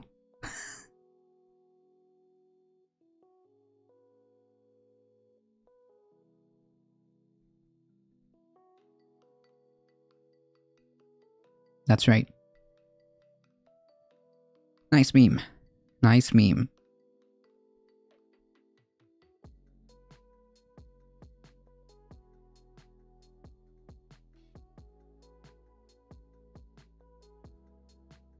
As Biden approval dips, Democrats bank on his plan's popularity in 2022. Oh boy. With President Biden's approval sliding in recent months, Democrats are rallying around the sustained popularity of his signature economic plans to save them in the midterm elections, increasing the pressure on some majorities in Congress to deliver after a stinging electoral defeat in Blue Virginia. The $550 billion bipartisan infrastructure bill is set for a White House signing ceremony on Monday, which I think is today. The beginning of a victory lap after months of a stalemate, and Democratic leaders hope to pass his safety net and climate bill, which at this point I think is like, it's safe to say that at this point it's neither, but hey, listen, I'm gonna start getting like super giga triggered if I get into this, but there's a chap rating with a party of 11. Thank you so much. How's everybody going? How's everybody doing today?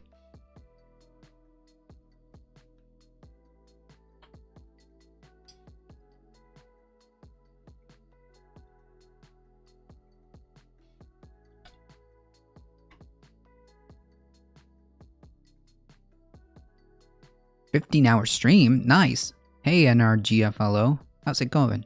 Welcome everybody.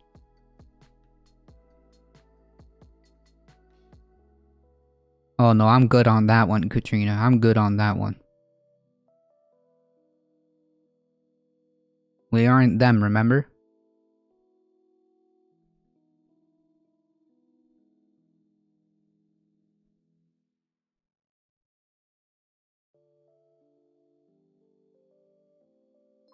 Thank you for the follow, appreciate it. Lots of friendly folks. Misinformation, how's it going?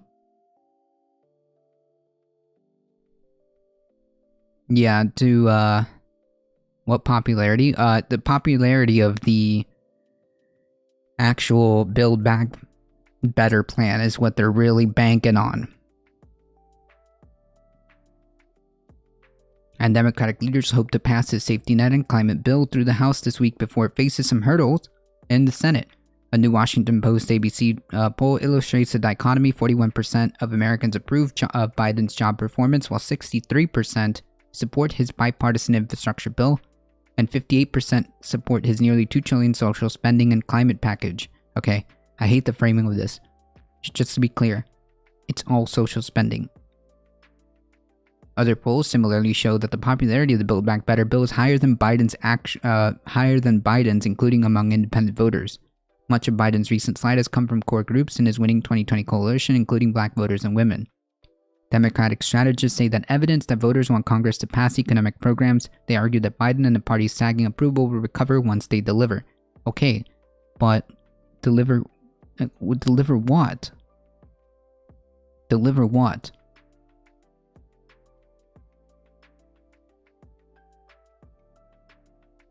A few other streamers that don't pay attention to news or polls, USA seems to want craziness for Trump. No, I think they just want answers. I should say, I think they just want results, to be honest. I think they just want results.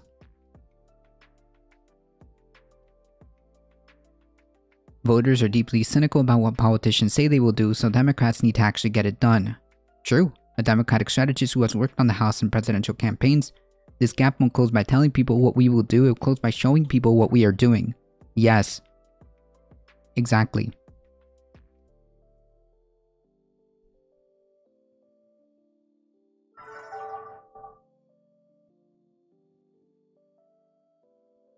Low at the Amazon ad? Oof, yikes. I think this is, if this had been passed months ago, maybe there would be time for it affects people's lives and time enough for the next election, but they're effed. Yeah, something like that. But then is it Biden's fault the Senate won't vote for something? Not really. Not really, but he's the face.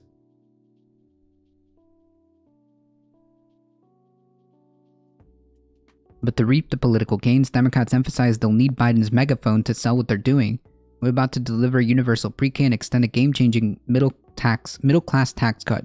The job is now to go out and sell it. So I'm encouraged to see that Biden's turn begun to tour the country, connecting with Americans like only he can. Okay. The House chairman of House Democrats' campaign arm, it will take dozens of events by the president to spread the message. Republicans are skeptical. Josh Holmes, a longtime political advisor to Senate Minority Leader Mitch McConnell, suggested that the safety net bill is likelier to sink to Biden's level than it is to lift him and his party up. It depends. If they do a robust, economic plan, then it will. Then it won't. He could do a lot more, especially through executive orders and agencies. He hasn't fired DeJoy at USPS. That is true. There are measures that the Biden administration can take himself. If he pressured the Senate, they would do it. He chooses to let them take the fall for something he never planned on doing. Yeah, I guess. The thing is, like, we're having multiple pieces at play here, and it's just not working. So my instinct is to blame or to shoulder blame on everybody.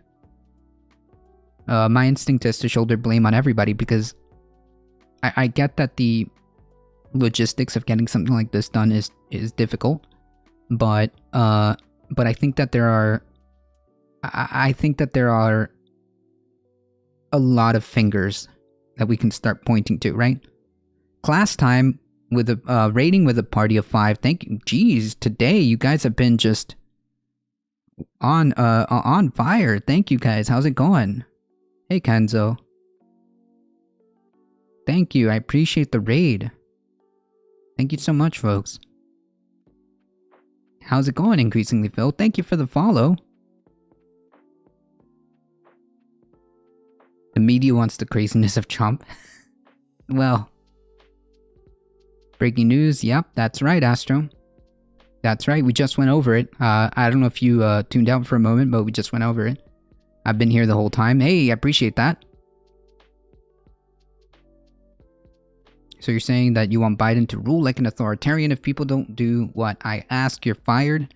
Not so much as ruling like an authoritarian in that sense, but it is his party.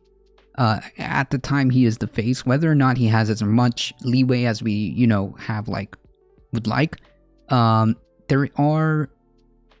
are things that he can do, and I feel like he could be working out things better.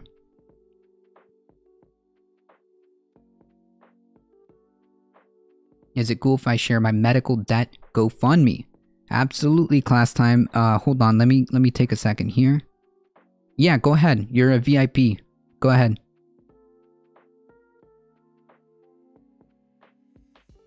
Will I support Biden? He's trying. The US political parties are also divided. Yeah, I'm not disputing the fact that it's not easy. But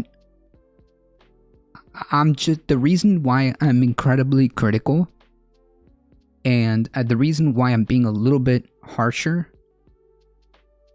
is specifically because I know what happens, or I feel like I can see the writing on the wall when the Democrats get swept. I can see the writing on the wall should they lose. I can see the writing on the wall should they lose. That's why I'm being so adamant about these things, right? That's why I'm being so adamant about these things.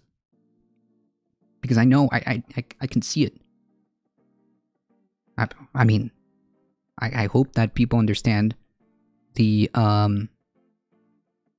logic behind me trying to get people the reality of me trying to criticize people to try to the Democratic Party to try to do better, right? To try to do better, do something. It's not the job of the president to be authoritarian, but the noises, stop it. But the noises sometimes from the US public definitely validates the idea that a large portion of the politically engaged bloc are what we call authoritarians of convenience. They're cool with breaking the rules and procedure as long as it's them doing it. I'm not going to defend Biden, but But I'm not even going to defend the system of electoralism, but you have to be careful and self-reflective. Well, yeah. Yeah, I don't disagree. I'm just worried about the ineffectiveness, or let me rephrase that. The perceived ineffectiveness and incompetence of the Democratic Party will bring about something that would be worse outcomes. that would bring about worse outcomes, in my opinion. That's why I'm worried. That's why I am so angry and frustrated.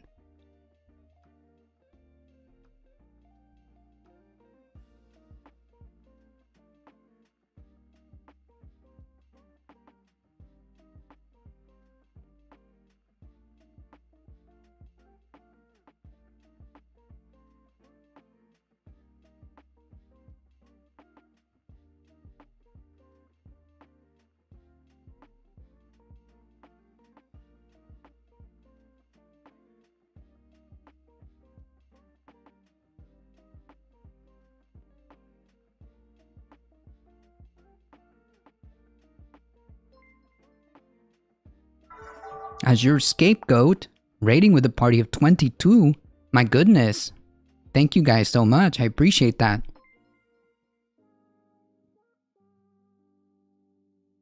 My goodness. Everybody's just hanging in here today. How's it going, as your scapegoat? I hope you're doing wonderful.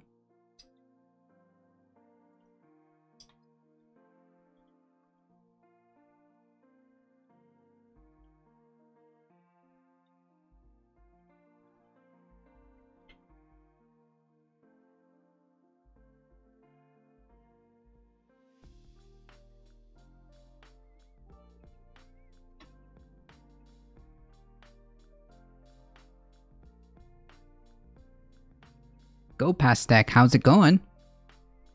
Alio with the 10 biddies. Wow, thank you so much for all the support, guys. Thank you. There's a video of Steam Bannon before getting arrested and someone holding the sign behind him says coup platter. It's funny. Which Democratic Party member do you think is best for Americans to @ on Twitter? Oh, come on, you know the answer to that. Skiddadeer.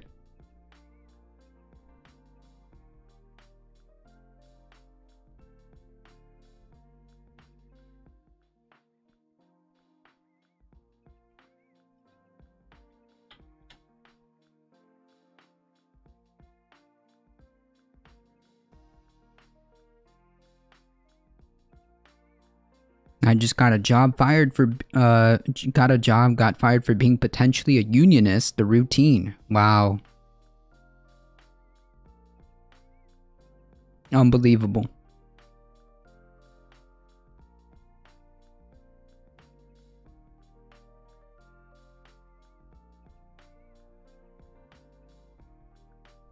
Carlos for Prez 2024. I will not be eligible, unfortunately, my friends. I apologize.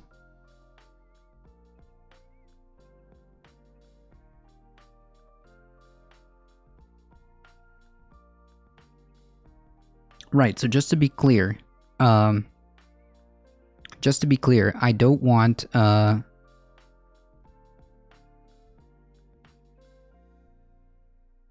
yes, it would be very illegal if they said this out loud, but that's not usually how it goes. I'll give you an example. I knew somebody that was, fired because they attempted to,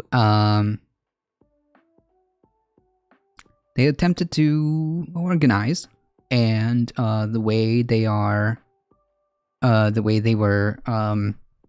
dismissed, laid off, fired, was because they made this asinine case about them taking time that they shouldn't when it comes to bathroom breaks. That was their excuse.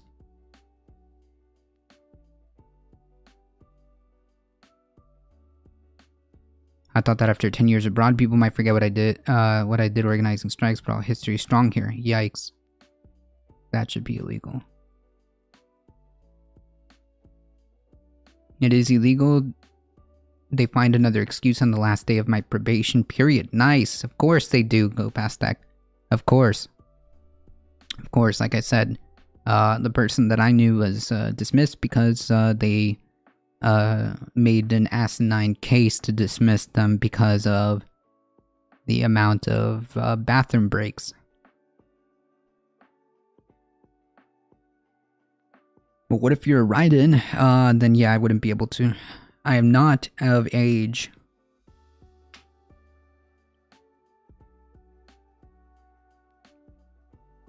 I am not of age to be running.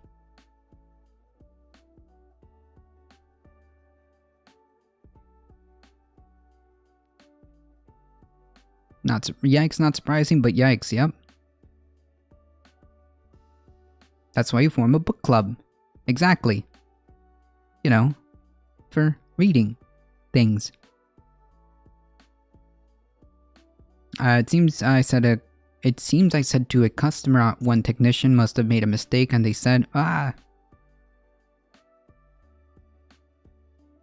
they said that I talked badly about the company. What? My superiors are surprised that I got fired. That's messed up. The point was broadly made about how people approach democratic gridlock, but on the specific topic, part of Biden's job is to make sure the people are in the right roles of his administration, not really something that not something that should be used as leverage. Ah, I see. This is too much. I need an easy lie. An easy lie? 5 months. Wait, did I do that right?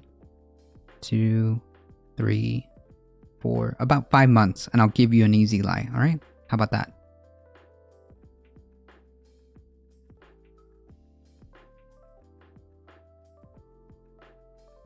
Companies are good people. Well, they are considered people. HR making sure only the worst people get hired? Not really.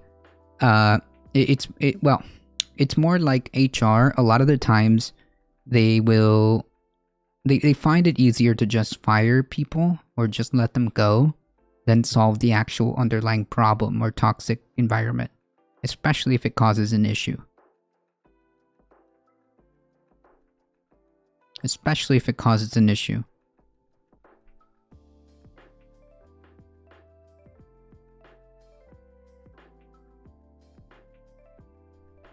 Correct. HR are not your friends, they're your company's friends. Yeah, unless you have like one of those rare instances where HR is actually pretty good. Generally speaking, you can make the assumption that they are not your friends. Unless you have like one of the rare exceptions. Yeah.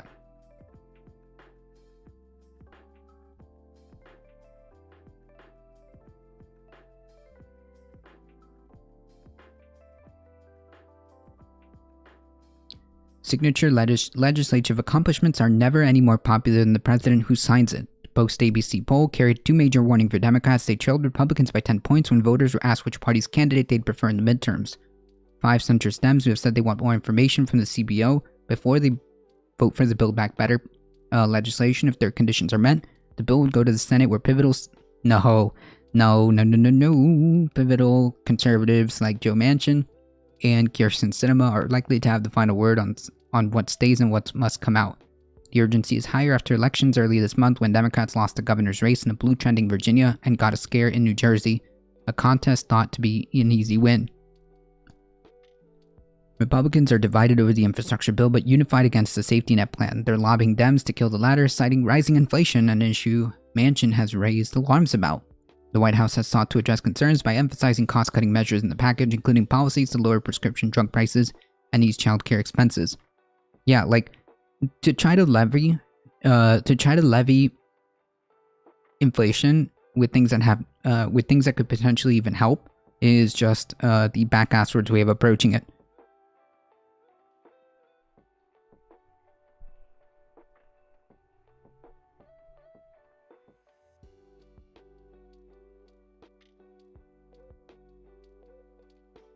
HR is bad even if the guild offers search for a raid team in World of Warcraft. They find someone with better gear, parses, and Parsi are gone. I learned that quick in my first job. Second week, I asked for a little late hours because sleep issues. They wanted a doctor's note, so I just stopped showing up because my health is more important. Yeah, I mean, definitely John Suk. if you have that option. I mean, obviously your health is much more important because well, yeah, of course it is. But on the flip side of that, a lot of people can't. That's the reality. Republicans are divided over the infrastructure bill, but unified against the safety net plan. They're lobbying Democrats to kill the latter. Including policies to lower prescription drug prices and ease childcare expenses. Many Dems see the Build Back Better legislation as the last train leaving the station that can boost their brand. So, wait. God, I hate this framing. Okay? Why do you care about boosting your brand? Okay? This kind of framing kind of giga triggers me. You should be doing this because it's right. You should be doing this because it's going to help people. Okay? You should be doing this because it's going to help people. That's it. That's literally the only reason you should be proposing anything.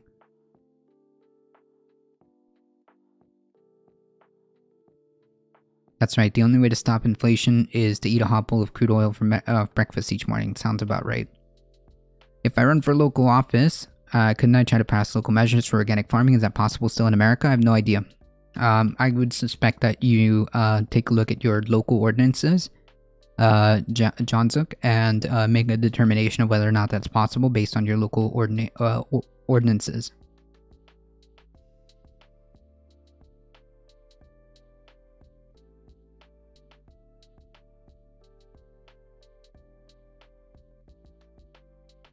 Wait, why is inflation only brought when families need help? Good question. Why is it always why is it always? Oh man, I don't know. I don't know. Inflation can't help. Sorry, can't help. Sorry.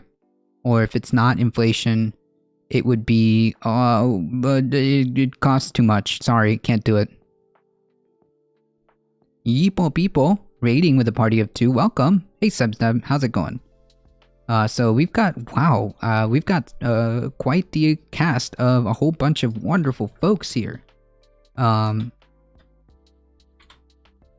you so much, I appreciate it. Right, how are we going to pay for it exactly? Inflation is currently higher than wage rise, so we're experiencing a wage cut. Yep. Imagine raiding. Imagine, there's a chap.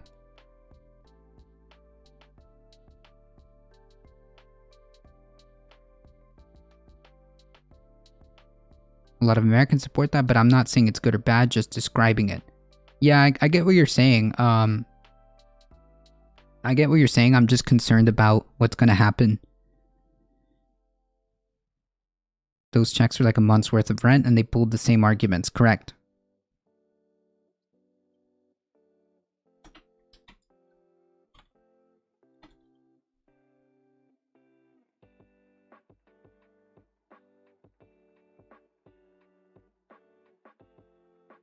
Imagine having a Twitch channel and talking with others. Imagine. Imagine.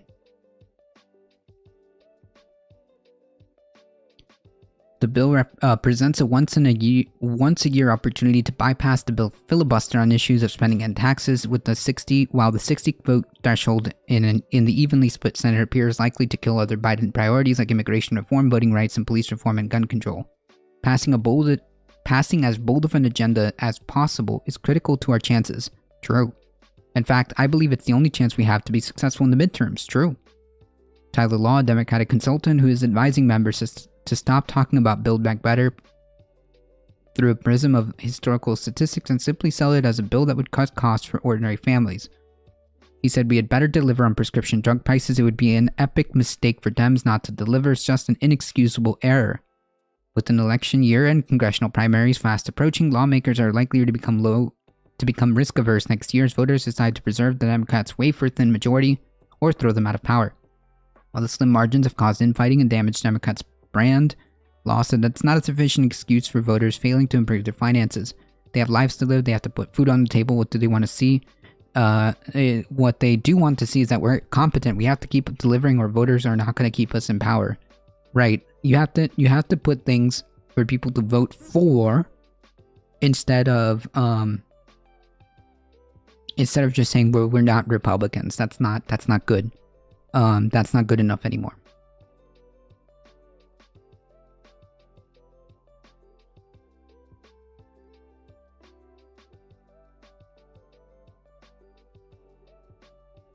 I'm saying that presenting yourself as not a Republican is just not good enough anymore.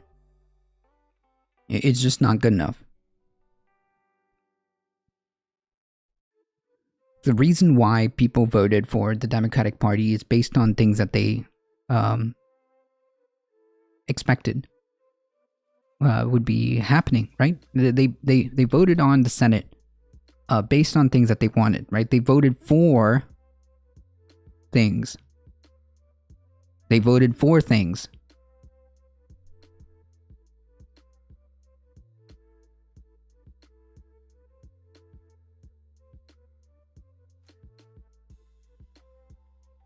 At this point, the best thing that I can advise for the Democratic Party, should they want to win, is to provide solutions that people can see, and do that now. That's it. This is your last shot. This is your Hail Mary. Okay?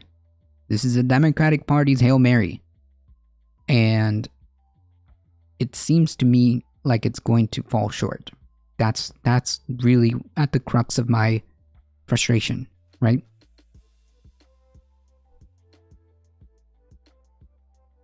Such a good opportunity.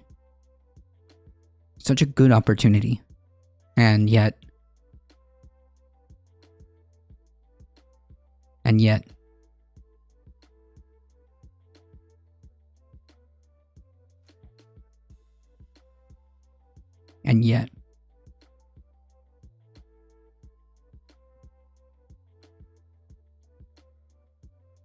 Here's how I see things play out, especially on my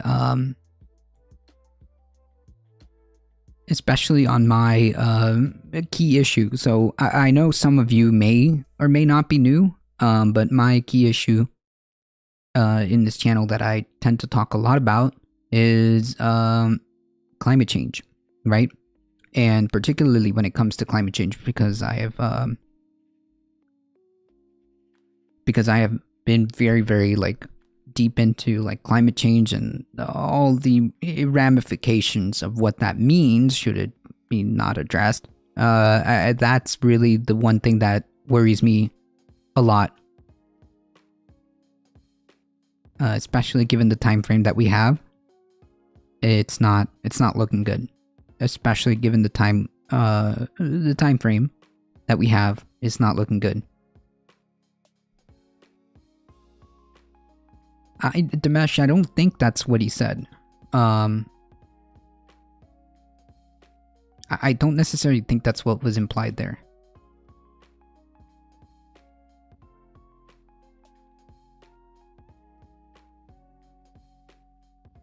You cannot resolve an environmental issue without taking care of what we based our system on, which is greed. Yes, that is part of the problem. Decriminalization of drug and sex work would be great, but I don't think anyone in Washington is likely to do it. True. I believe it. It'd be nice if Congress and the president were younger, multicultural, and flexible-minded, but I'm not the fundraising arms. Yeah, I mean, even then, I mean, like, I still feel like there are measures that can be used right now, and they are not. That's really the core of it, right? The core of the frustration, which I think that a lot of people agree with, is that, and the reason why the Democratic Party is starting to fall out of favor, is because there are things that they can do and are just not doing. They're just not using those tools to their detriment. To their detriment.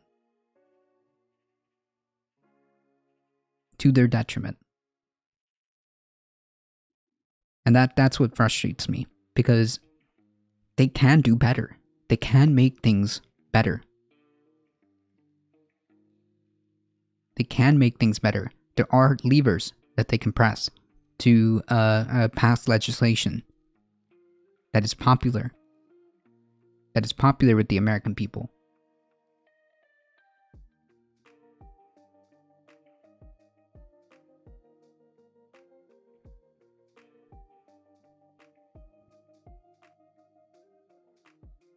Yeah, there are measures that can be taken against Marjorie Taylor Greene, Lauren Boebert, and the like, but they refuse to use them. Yeah, but even then, taking that aside, like, you need to give people something to vote for, right? Again, you can't just keep saying always that your electoral strategy is to say, I'm not Marjorie Taylor Greene. I'm not Lauren Boebert. That's just not good enough. That's just not like a viable strategy.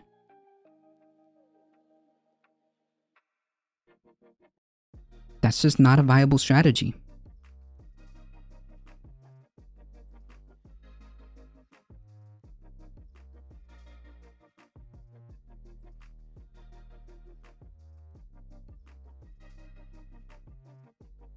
Hey Frazo, how's it going?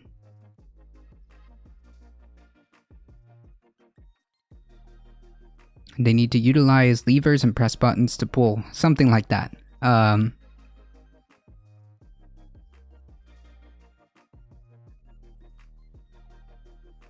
don't want healthcare. That's communism. True. Senator Leahy just announced retirement. Huh. Well, that might be a different dynamic to the senatorial race then, right? That might play a different dynamic. Anyways, the tangent that I was going off on was one of the biggest issues that I talk a lot about almost every stream is climate change, right? And that is one of the things that I am very adamant about because I understand that the time frame here, it doesn't look good, right? Because let's say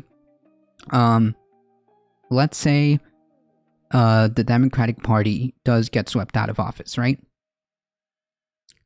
That leaves the last 2 years of the Biden administration pretty much hamstrung, like GG, right? There's nothing happening there at the last 2, right? The last 2 years. Then comes 2024. I suspect that the Democratic Party is going to put forth a usual candidate. I feel like it's possible, or it's a very likely scenario where the Democratic Party loses in 2024 as well, right? And if that's the case, then we have another 4 years of inaction, which will put us at 2028. Will put us at 2028. Guess what? That's not acceptable within the time frame that we have to begin to move in the direction of solving or putting down the groundwork to solve climate change, right? That's not an acceptable time frame for us to begin to lay down some type of groundwork to deal with climate change, versus if they actually do a very robust climate change action here and now, there is but a glimmer of chance. We need politicians to make promises that we ask for and see that they're completed. Correct. I don't expect that every single thing on the list gets crossed, and I don't expect every politician to do every single thing. But holy yikes, Batman, can we get, like, one of the big ticket items at least? Can we get, like, the big ticket items that won the elections at least, like, on the board? That's what I'm concerned about. I'm fairly certain that if Republicans retake the majority, they will break the filibuster to pass voter restrictions. Do you think so? I would suspect that they would need the presidency.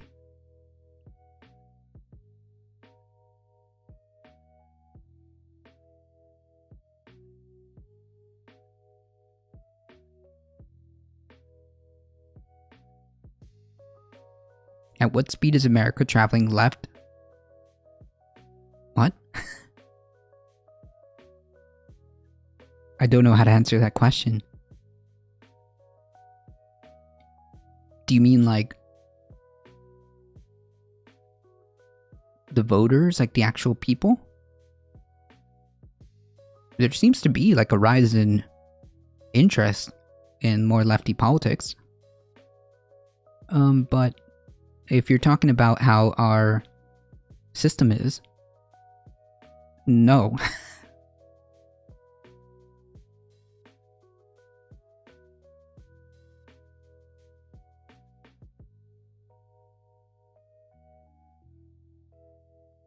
I would think that Republicans are too dependent on the filibuster. If they broke it, they would be long-term defeating themselves.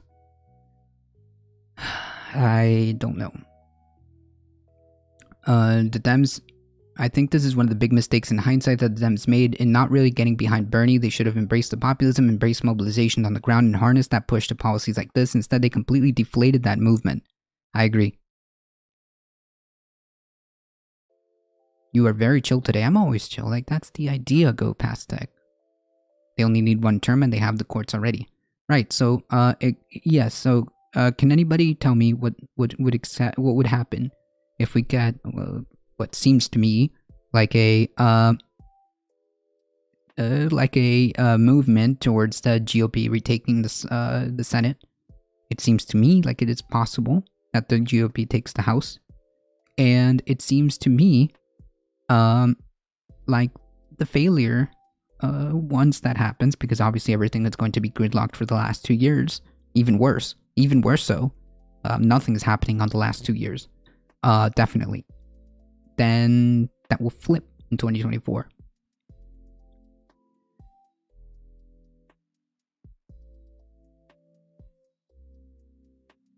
I have so much rage, I cannot give so much chill vibes. Yeah, I mean, like, usually what I do is just, like, it's to try to channel it into this, right?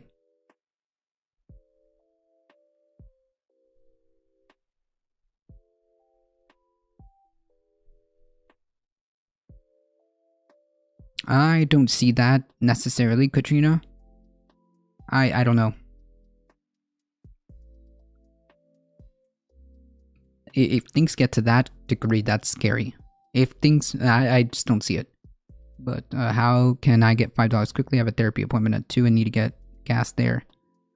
Cash App, I guess? I hope someone decent takes a seat. True. If Carlos's vibes can be taken in pill form? Oh, no pills needed, just headphones.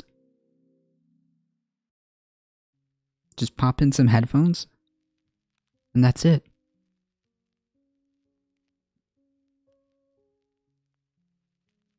Alright, folks. The TLDR of this entire thing is, it just keeps pointing to, the direction that it seems to me. Of course, this could all be 100% wrong, but, it seems to me like this is looking more and more like the Democratic Party is preparing, to take some L's. I suspect that they will. I suspect that they will.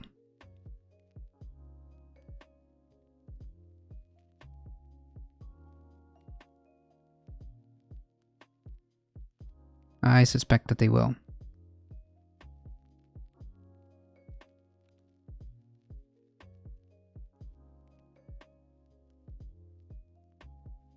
Alright guys, keep it chill.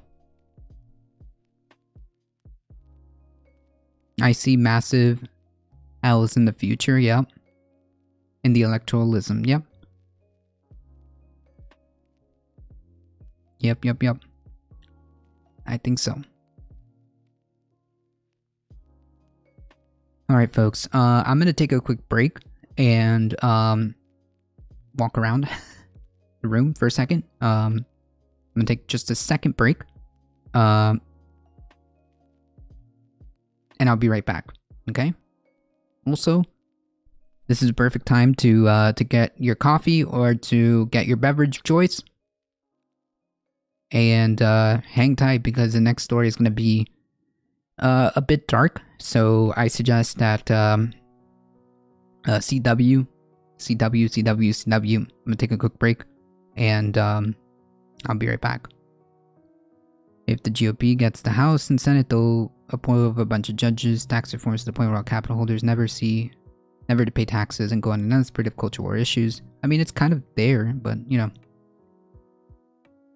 Of the beverage of choice is it dear my enemies. Nice. I'll be right back, folks.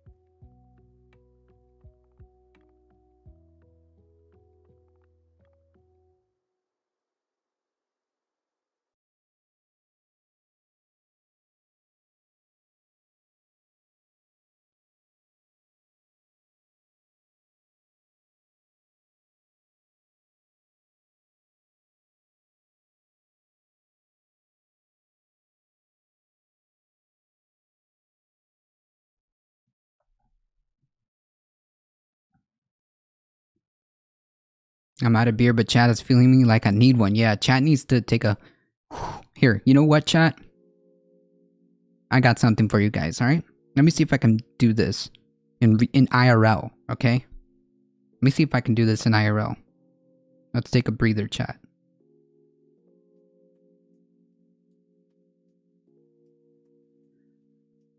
See if I can do this.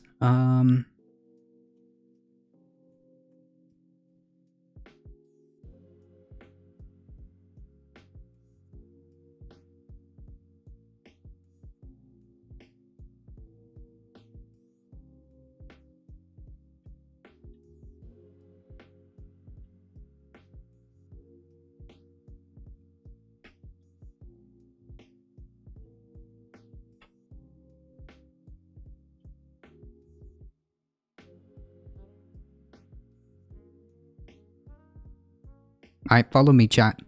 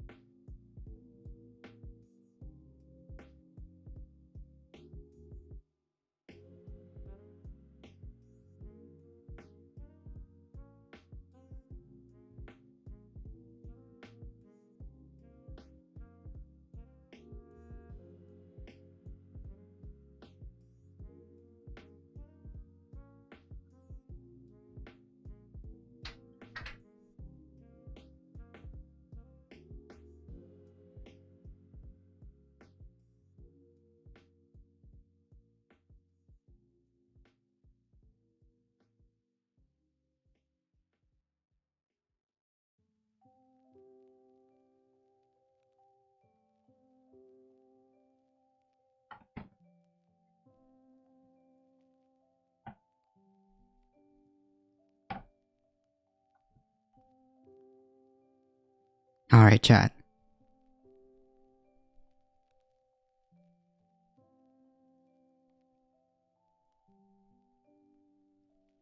Let's just put Bakita up here. I gotta resub.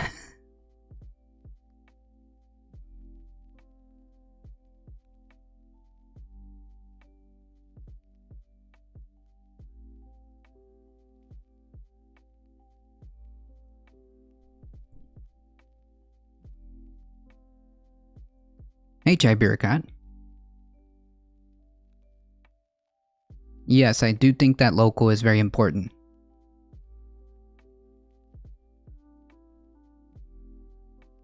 I do think that local is very important.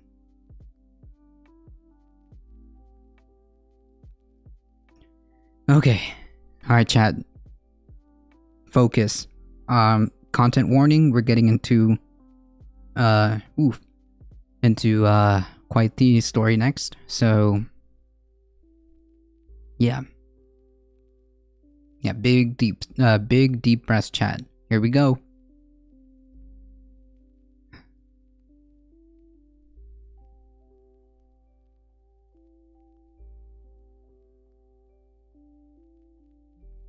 In the last days of the battle against the ISIS Islamic State group in Syria, when members of the once fierce caliphate were cornered in a dirt field next to a town called Baghouz, a US military drone circled high overhead hunting for military targets. Jesus, what is this framing? But it saw only a large crowd of women and children huddled in against the riverbank. Without warning, a US F-15E attack jet streaked across the drone's high-definition field of vision and dropped a 500-pound bomb on the crowd. Then a jet dropped a 2,000 bomb, and then another. It was March 18th of 2019. The US military's busy Combined Air Operations Center at Udeid Air Base in Qatar informed personnel watching the live drone footage looked in stunned disbelief. Actually, I can't do this.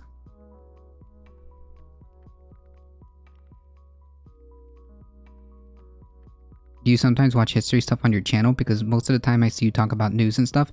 Yeah, yeah, I rarely do, like, watch history stuff. But yeah, I can't do this.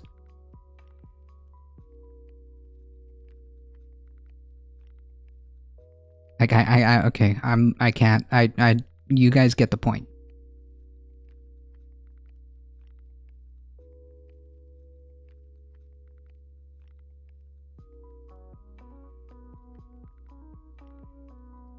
Maybe I should have taken my own content warning.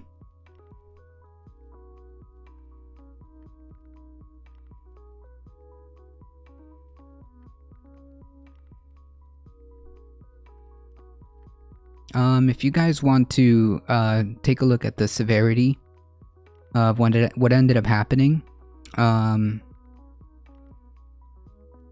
to the exclamation Discord, and all the links that I go over for the day's stream are actually in the Discord. If you guys want to, like, really follow up on it, it's there. It's not hidden.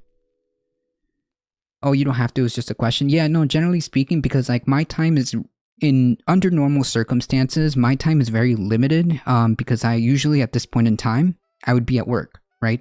So about 10 minutes previous, I would end stream and I would already be logging into work. I don't know if you guys saw when I was going towards the kitty cam. There was like a blank laptop here.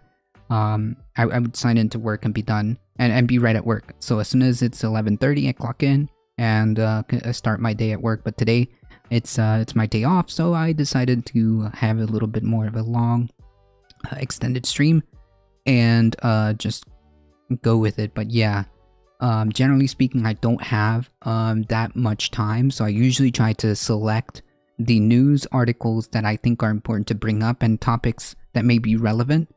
So that's why I go past deck. Yeah, it's really rough, Dendera. So yeah, I was thinking about going over it, but I'm just gonna skip that one. Yeah, do the self-care. A job? I'm jealous. I just do customer service. It's not a biggie, alright?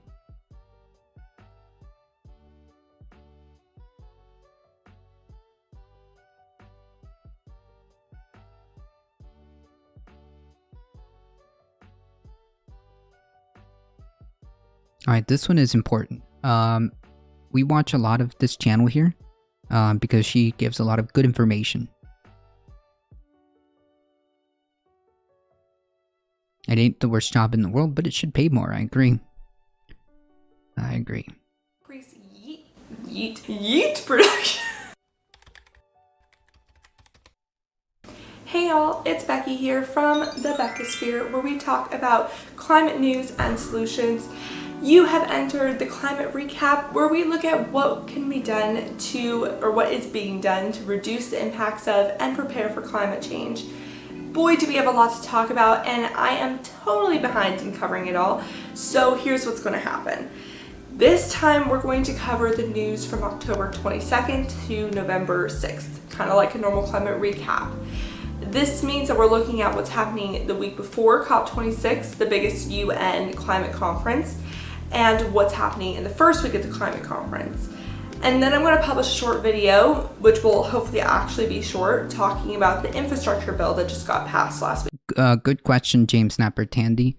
We are going to. I mean, I've made like comments on Twitter about how frustrating it all has been, but I think I have an article kind of queued up. Because this video is going to transition into this article. Wait.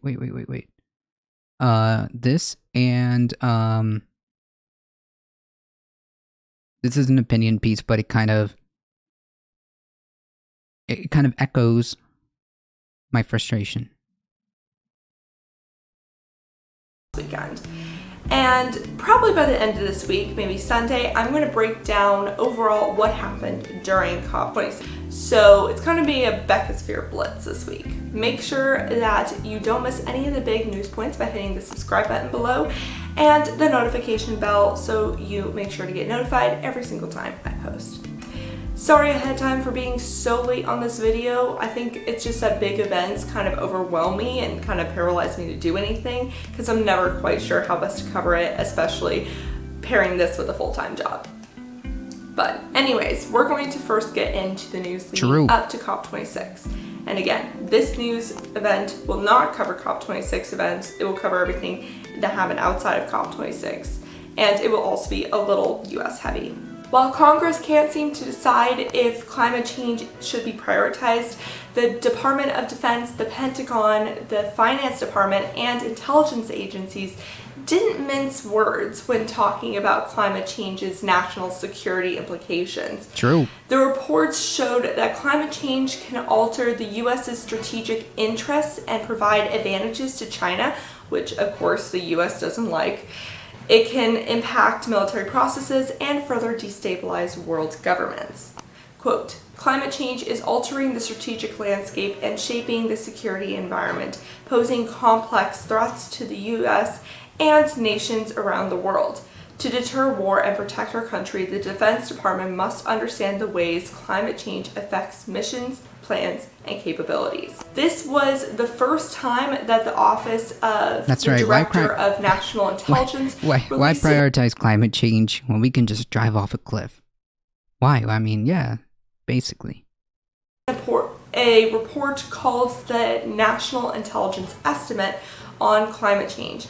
And the analysis found that climate change had the ability to topple governments. It mapped where climate change would threaten global security, in particular, such as parts of Central and South America, specifically Guatemala, Honduras, Nicaragua, and Colombia. Yep. The Middle East, specifically Iraq, South Africa, specifically Afghanistan, Pakistan, India, and Myanmar, North Korea, Africa, and parts of the Pacific Islands. The Pacific Islands, yeah. The National Security Council's report, which was considered the US's first climate migration report, got a lot of flack from environmental advocates and experts for lack of vision. The report said climate migration is a thing and will only get worse, displacing as many as 143 million people a year by 2050. That's about 3% of the population of Latin America, South Asia, and Sub-Saharan Africa. About a quarter of those who migrate will do so internationally. The report provided a list of adaptive and preventative measures going forward, including recommending the White House to establish an interagency working group on the topic of climate migration in particular. But many climate and migration experts criticize the lack of formal policy prescriptions and pathways to move forward. But I guess at least it's being talked about more now, so... I mean, wait. Okay, hold on. Hold on.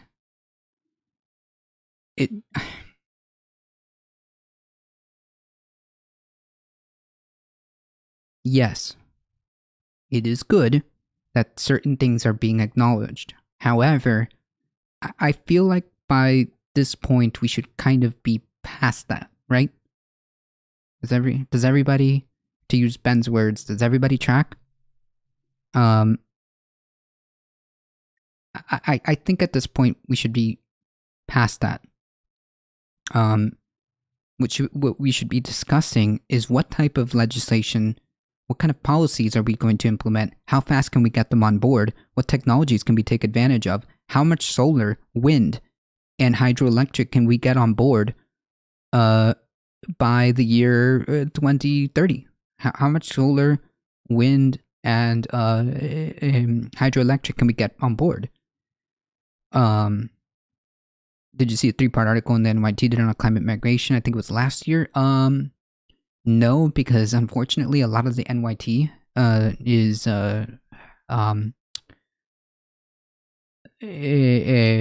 behind a paywall. That's right, go Pax Tech. Military exemptions from COP26 seems too sad. Governments be scared of migration. Yeah, but that's true. It does sound a little weird that that's the thing that they are concerned about. That's right, Thundera and Go Past Tech. It's a little weird that that's the thing that they're concerned about. Never mind the billions of dollars of destruction that these wildfires have done. Never mind the billions of dollars that the destruction the hurricanes have brought forth. Never mind that. Never mind the fact that sea level rise continues to be a thing. Especially in areas like the East Coast. Never mind that. But yeah, the real problem is the massive immigration. That's right, Thunder. That's kind of a weird place to go. I just DM'd it. Let me know if it works, because I think I can send a gifted version. Let me see. Maybe we'll get lucky. Boo. Yeah, it's behind the paywall. Oh, I know. I saw those images. Go past tech. Burnt koalas are more valuable than poor people, I guess, because it's Australia by more submarines. Yeah, I saw those images of the poor like koalas.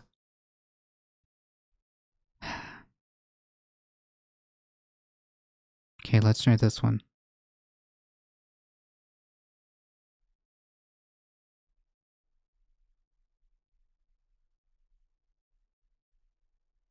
Oh, this one works. Oh. Yeah, this one works.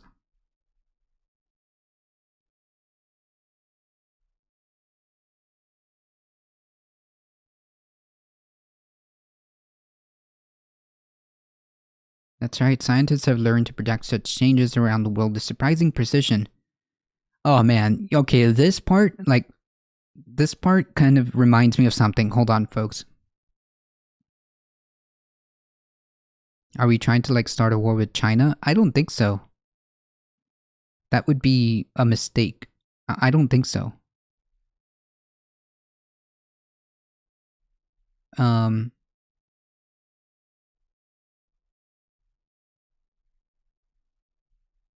I know there's a lot of saber rattling going around, but I don't think that that's the goal, ultimately, in my opinion.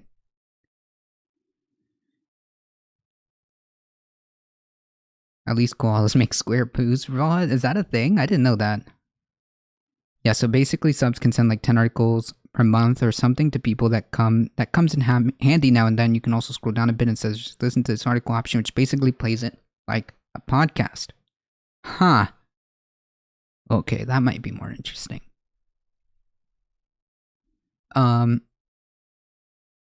Yeah, so keep this paragraph in mind. Scientists have learned to project such things around the world with surprising precision, right? God, when people have like really bad climate change takes, that is something that unironically giga triggers me. When people have like purposeful bad takes on climate change, it like giga triggers me.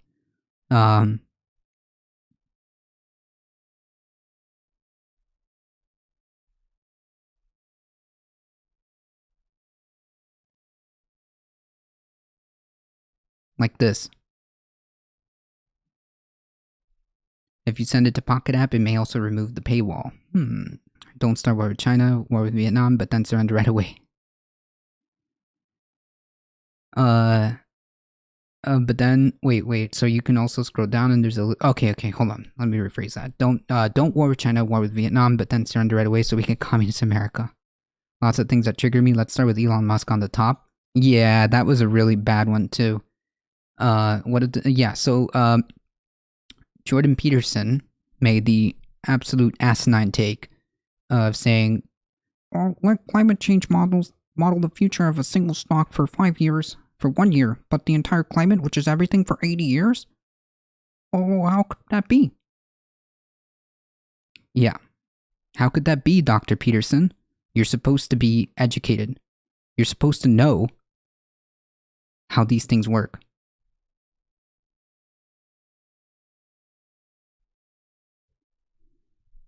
Obviously, these things are not remotely the same, and you know, because you're supposedly educated, maybe instead of cleaning up your room, you should clean up your argumentation. Anyways, so yeah, that kind of stuff, like, because climate change is something that, I cannot be easily BS'd on. I cannot easily be BS'd on, and that kind of giga triggers me because he knows he should be. He should know better than to make such an asinine take. But, you know, it doesn't fit his, it's inconvenient for him. Hey, Darknet, I would love to see America get by rice farmers. We have military submarines around China, and one of them was nuclear and crashed. This was some war-starting shit. Maybe, but I don't know. I think they like crashed into like the underside of something. I think they crashed on the underside of something. I forget what the story was. I have no idea. NRGFLO. I have no indication that that might have been. The reality is, she didn't win. Oh, the list of things that trigger me. Let's start off with the Elon Musk. Yeah, so I couldn't find the original tweet because apparently there was a lot of screenshots going around with you know, Elon Musk saying something like to the effect of like, "Oh, I can't believe you're still alive," or like, "I forgot you're still alive." Like, what an asshole. Just to put it lightly. But I couldn't find that, so instead I did this one. The funniest thing is seeing all these temporarily embarrassed billionaires carry water. Oops, I misspelled it. Whatever. Carry water for the likes of Elon Musk and all the economically ignorant takes on the thread about taxes. Yeah, if you look at the thread of this tweet, everyone here just became like an armchair economist.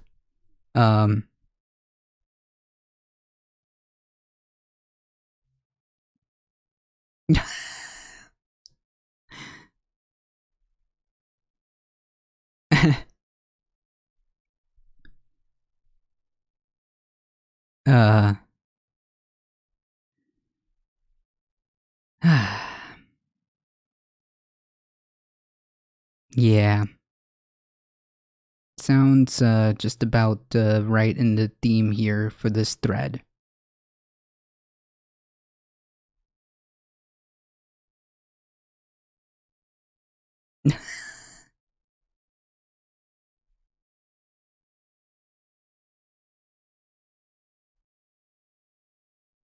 The amount of, like, seriously, the necessity to carry water for this person is just unbelievable. That's why I made the tweet the way I did. And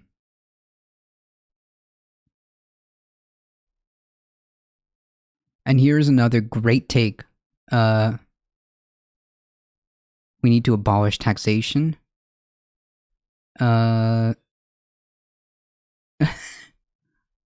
There should be a single across the board tax, which is obviously not how things go. Oh, Alex Jones just got found guilty with the Sandy Hook lawsuit. Good. Yeah, so obviously a complete general tax code that would just say everybody pays X, 10% everybody across the board. That's not how it works. You know that's not how it works. Here we go. I'm not mad that the rich. I'm not mad at the rich, and they shouldn't be penalized. All that should happen is that the rich pay the same tax rate as everybody else. There should only be one tax bracket solved. Tell me you don't understand how taxation works without telling me you don't understand how taxation works. That's literally. Anyways, that's the tweet. Good, he deserves to be found guilty. Absolutely. One tax bracket would be dumb. True. It's just not how that works. The rich made their money fair and square. Hey guys. The memes. The memes. Anyways, total clown world in this thread. Like, can you, like, literally this is the thread right here. Actually. Right here. Billionaires need to stop tax evading and pay taxes. People making $55K a year. Like, why are you mad that this is even a tweet? Like, why are all these people, like, absolutely mad or making replies that someone dared to put on social media that the extremely wealthy should pay their fair share, period? I mean, like, really? That's what you're mad about? So much so that you need to feel to get on Twitter to, like, carry water for Elon Musk? Like, dude, trust me, he doesn't need to carry. He's not gonna hire you, okay? We should make more people pay higher taxes to motivate them to stop being poor. True. That's it. There we go. That's policy. Now that's policy that we can get behind.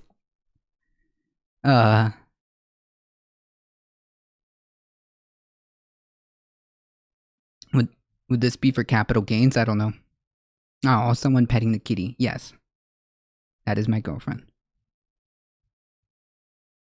To be fair, that word doesn't mean what they think it means. What? Wait, what?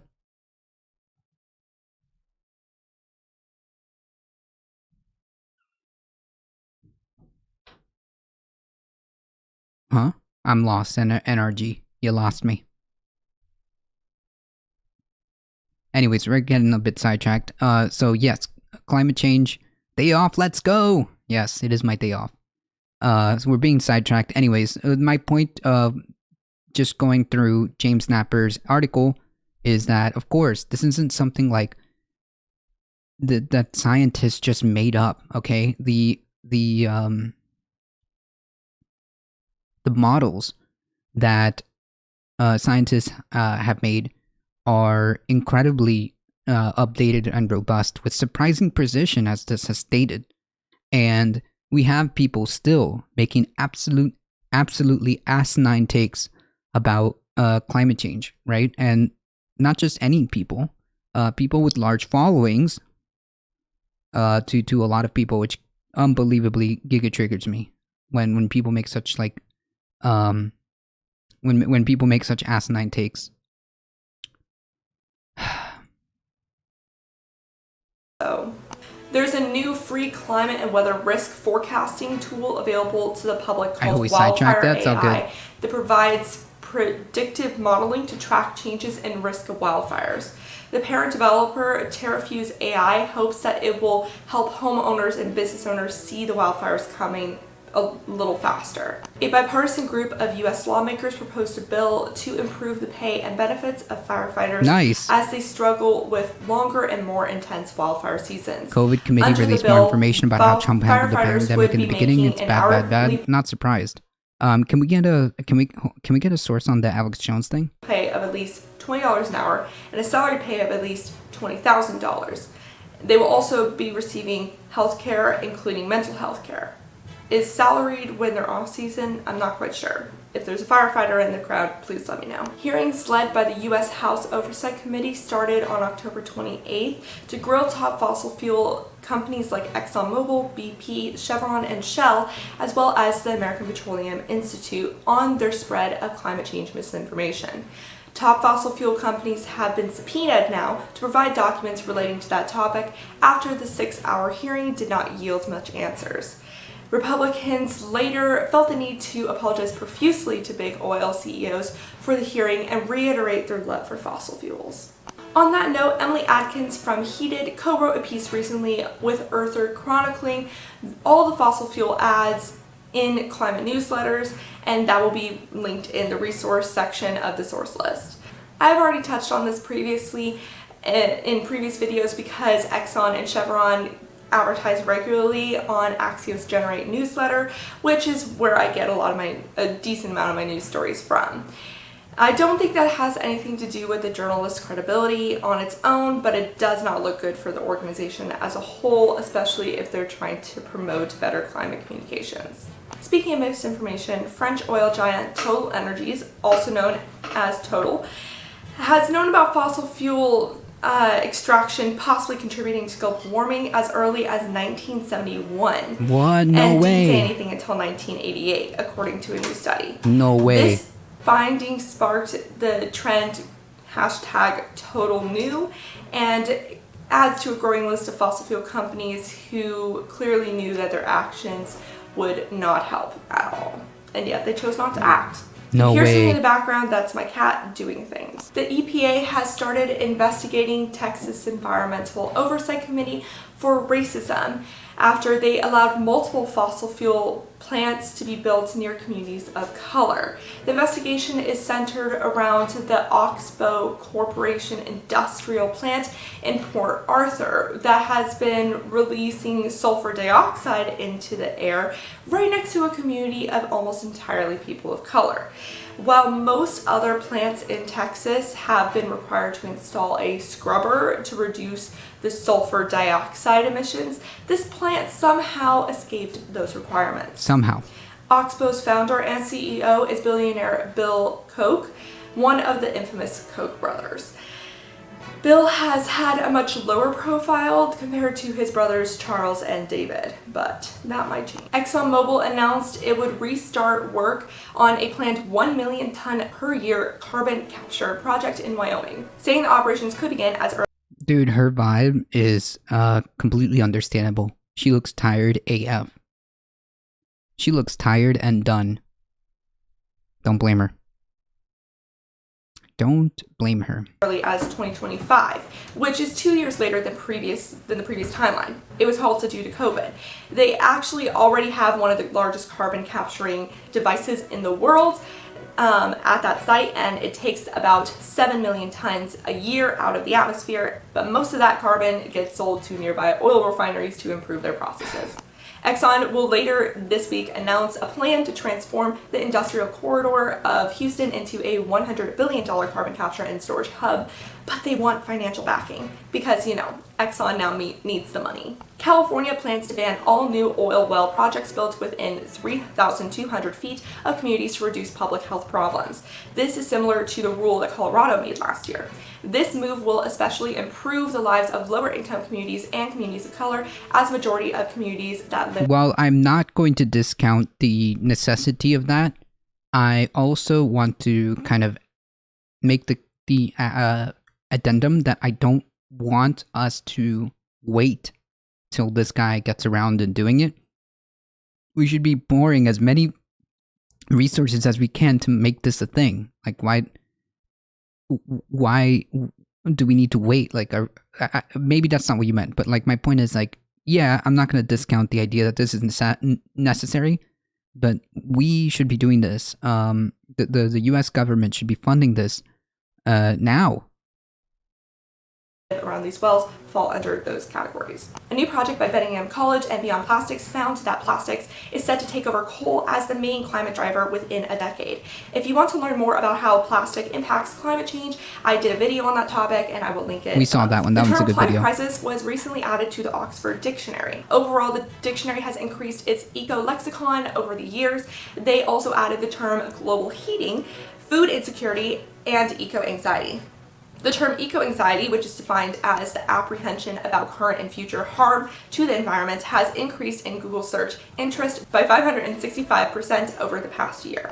A new study surveying 1,240 registered voters found bipartisan support for corporate environmental, social, and governance efforts, or ESG efforts, and this support grows among people under 45 years old. Overall, 76% of voters feel that companies should be held accountable for making positive impacts where they operate. No way. You mean people don't want like corporations to like pollute and destroy their communities? No way. The only thing Elon does is to inflate his ego and his wallet. True. Need of greater extraction of rare minerals are a disaster. That's right. That's why we need better ways. Kowalski was on the Left Reckoning bonus episode. That's true. And had some info about carbon sequestration that was very interesting. Huh. I gotta watch that. That's right. Biden is too busy giving out oil leases. Is Biden speaking right now? Is he? Overall, more Democrats than Republicans would likely buy things from a brand that speaks out about topics they agree with, but the number rises in Republicans the younger you look.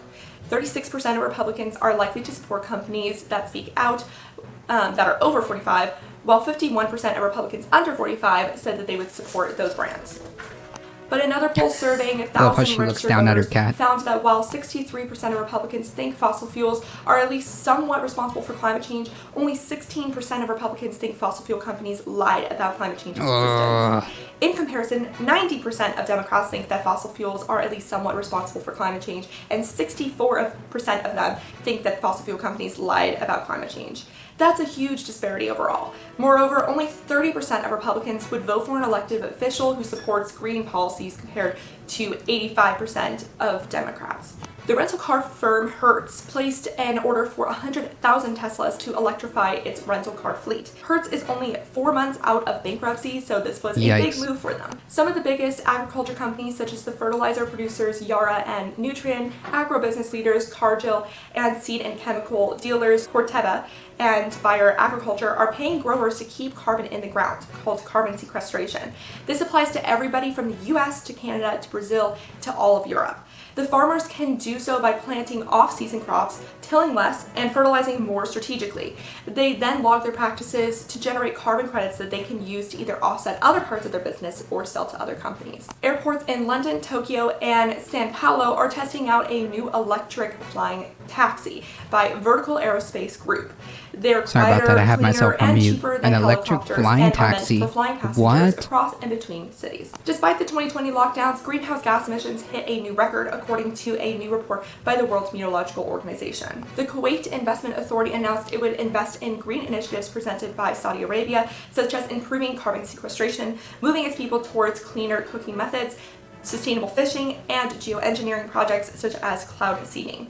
Critics call Saudi Arabia's plans to get net zero emissions by 2060 dangerous and delusional, because they're basically just a carbon offset scheme to pump out more fossil fuels. Russia also pledged to be carbon neutral by 2060, but put a lot of pressure on its forests while experiencing some of the worst wildfires in decades. Ahead of COP26, Australia pledged to reach net zero by 2050, but their plans are vague and unrealistic, mostly relying on low emissions technology investments and not including any decreases in fossil fuel dependency.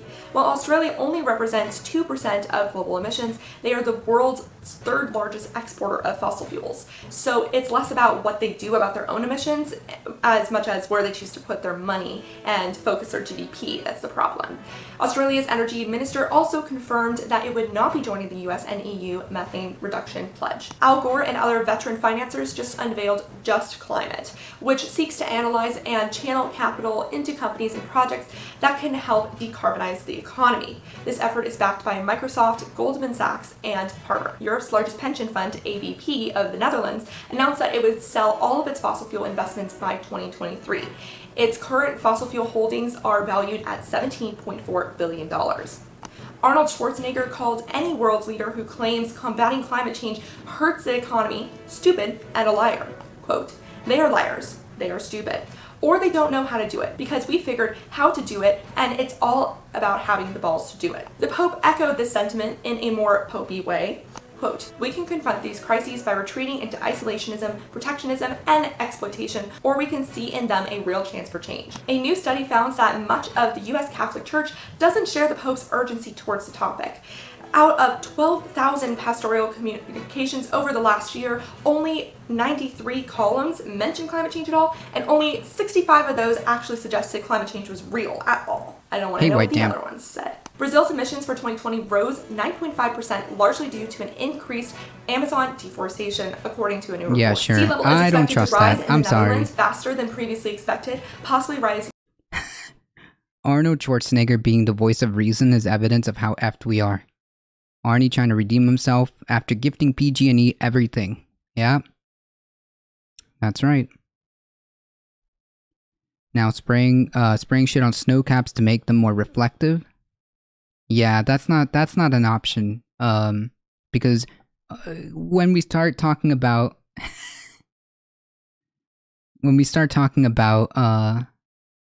messing with terraforming and things like that, A, we're not sure of what ramifications that will do.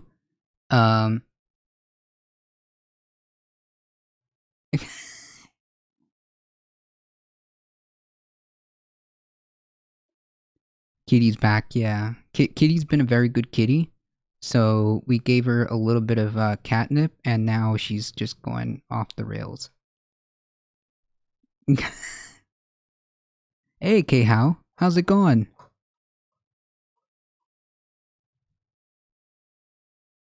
Are we good, kitty? Yeah, that's right. Now spraying, yeah, that's not good. Bill Gates wants to completely decimate this the global south climate with to spray stuff into the atmosphere. Yeah, I'm good. I'm good on that one. Biden's giving a speech like an hour ago. Hold on.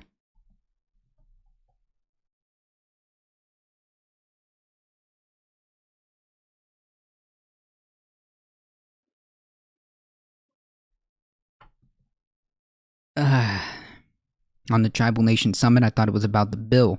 That's okay, it's only testing in areas that brown people live. We don't exactly have a good track record on affecting the environment, true. We shouldn't be doing that, period.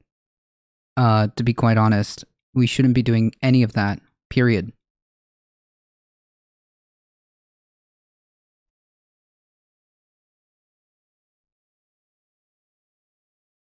That's right.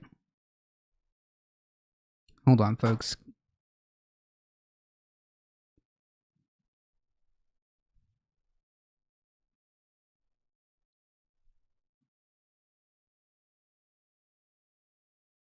Okay, so I'm seeing all the links that you guys have sent me. We'll get to that in a second. Yeah, I sent the Alex Jones thing. Gotcha. What we should be working on is increasing fresh water supply. Among other things, Katrina, that's going to be an issue for sure as climate change progresses. Food and water are going to be a problem. Food and water are going to be a problem, among other things. 2 meters by 2100, according to a study. Another study finds that sea level rises, saltwater inundation could thaw frozen grounds along the Arctic coastline faster than previously thought. I feel like we're just learning more things and they're all bad. The G20 leaders met in Rome in a kind of pre-COP COP. Let me just read the first paragraph of an AP article that just really sets the scene. Quote, The leaders of Russia and China aren't coming. Turkey nearly set off a diplomatic incident on the eve of the meeting, and the United States, Australia, and France will be at the same table for the first time since Washington pulled the rug out from under Paris's $66 billion submarine deal down under. The meeting still included leaders that represented 60% of the global population and 75% of global trade. Rebounding the economy was top of mind, with climate goals being a close second. Climate is always a close second. Again, nations couldn't agree on a time to end coal use. They did agree on the provisions of international public finance for new unabated coal power abroad to be ended by the end of this year. Twitter aimed to cut down on climate misinformation during COP26 in English, Spanish, Portuguese, Japanese, and Arabic. Hopefully, they are taking it more seriously than Facebook. Sorry, Meta. The Biden administration announced it would consider the contribution of greenhouse gas emissions made by oil and gas production on public lands before selling federal drilling rights. France announced plans to make Paris 100% bikeable by 2026. It will invest $291 million to improve the city's bikeability, adding 81 miles of new bike lanes and installing more than 130,000 bike racks. Now we are finally to the news that happened during but outside of COP26 so far. BlackRock raised $673 million for climate-focused infrastructure fund backed by Japan, Germany, and France, as well as some philanthropies, fossil fuel companies, and insurance agencies. Called the Climate Finance Partnership, the fund is designed to show developing countries how to mobilize private capital to tackle climate change. Kenya, Morocco, Egypt, Peru, and Vietnam seem like possible candidates for this fund. New York rejected 2 natural gas plants, considering them inconsistent with climate law. This makes a statement about the role of methane gas playing into net zero plans. Namely, there is no role in them to be joining us in the net zero world. True. It is the first time that a state has wielded its climate laws to reject this form of fossil fuel production. Previously, it has been debated on what is causing West Coast wildfire season to become more extreme. Is it climate change or forest management?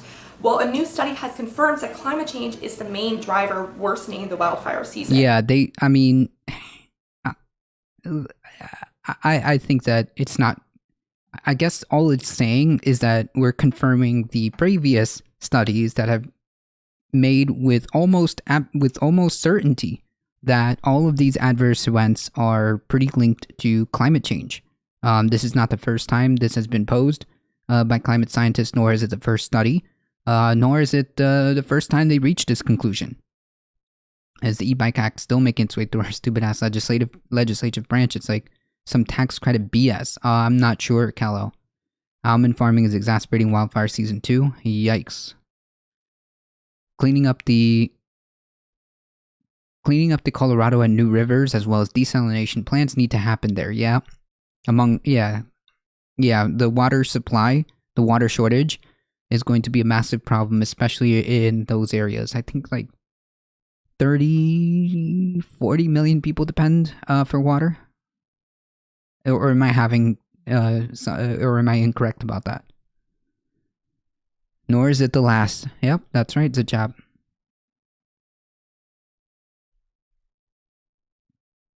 According to the study, the West Coast atmosphere has lost a significant amount of moisture over the last 4 years. Quote, prior to 2020, we can explain this fire weather pretty well just using weather patterns, but now we can only explain like 30% of what we see with the fire weather. Over the Halloween weekend, the US and EU agreed to lift a Trump-imposed tariff on steel and aluminum imports. Like overwhelming, they can directly link the overwhelming majority of these like exacerbated incidences to climate change. Like that's pretty good in terms of how accurate their information is. Yeah, the dairy industry is really, really, really bad. Fire weather, yeah. From the EU. This is a bit confusing, but this move could decrease the reliance on China steel, which is made in a more carbon-intense way, and overall increase the competitiveness among one of the most carbon-heavy sectors to green up. Right now, steel and iron production produces about 8% of energy-related carbon emissions. The industry accounts for 17% of China's emissions overall. You can learn more about it by checking the link in the source list because it's a little confusing, but it's very interesting. A new NASA report found that climate change is likely to drop corn yield by 24% and increase yeast production. And increase wheat production by 17% as early as 2030. This is due to shifts in rainfall pattern, increased temperatures, and elevated surface CO2 concentration. Quote, "We did not expect to see such a fundamental shift as compared to crop yield projections from the previous generation of climate and crop models conducted in 2014. Silvernight A 20% decrease in corn from current production levels could have severe implications worldwide." The huge Formosa petrochemical site that was supposed to further grow Cancer Alley in Louisiana has now been delayed for over 2 years, so an environmental review can be conducted. The previous environmental review under the Trump administration was considered faulty. The EPA announced that it plans to get tougher on methane emissions from fossil fuel infrastructure, proposing new rules that would require companies to plug up hundreds of thousands of leaks. The new policies are expected to eliminate 41 million tons of methane emissions from 2023 to 2035. It does not address flaring, and it also doesn't worry about low emissions wells, which some consider to be a missed opportunity. There's potential for the EPA to pass further restrictions the following year to up the ante, though. I recommend checking out that link as well. A new Environmental Defense Fund affiliated satellite called MethaneSat will launch in 2023 to specifically catch methane leaks from fossil fuel infrastructure around the world. A new report found that 69% of climate denial on Facebook stems from only 10 publications, coined the Toxic 10 by the report's writer. Way ahead of you, Beccasphere. We actually did that. We actually did that article about this. The Center for Countering Digital Hate. Many of these companies have ties to fossil fuel companies. Of course they do. They are Breitbart, the Western Journal, Newsmax, Town Hall Media, the Media Research Center, the Washington Times, the Federalist Papers, the Daily Wire, the Russian State Media, and the Patriot Post. Facebook has failed to label 92% of these publications' posts as climate denial content.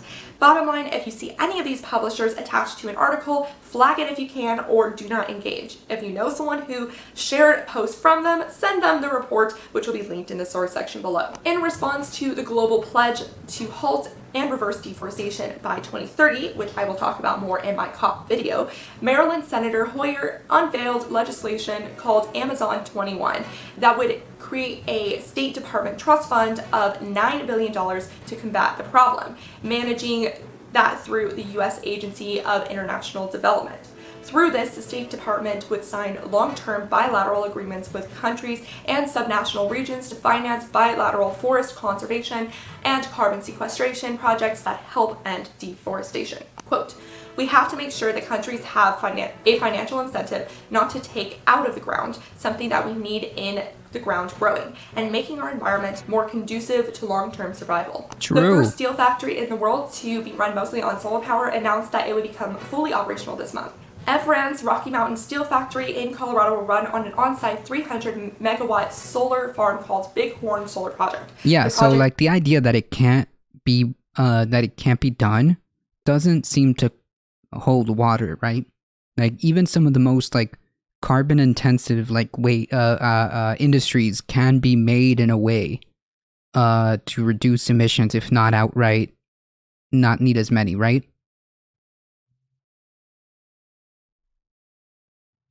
Is a collaboration between the solar company Lightsource BP and the utility company Xcel Energy. Nuclear fusion startup Helion Energy announced a $500 million funding round last Friday after the Silicon Valley investor Sam Altman put $375 million into it. The first construction project called Polaris will be running by 2024 in the state of Washington. Southern Co., the third largest utility company in the US, announced it would shut down half of its coal fleet by 2030 as it shifts to net zero energy generation. This includes units from 2 of the largest coal-fired power plants in the nation, and overall it would be closing about 10 plants.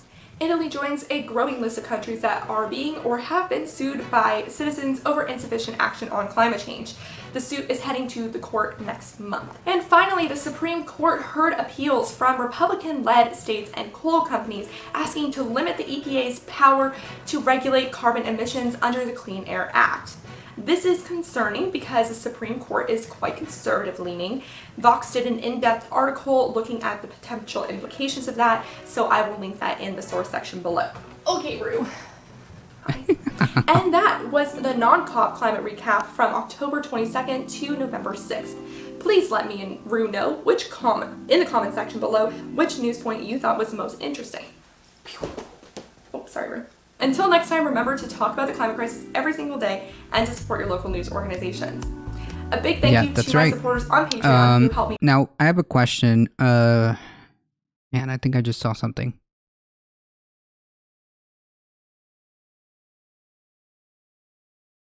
Is this the case right here where if the Supreme Court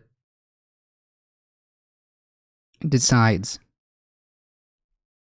in favor of the fossil fuel industry, is this the case that's coming up when it regarding the ability for Congress to do essentially regulations through the EPA? Is that correct? Hold on. You know what? Actually, instead of me hypothesizing,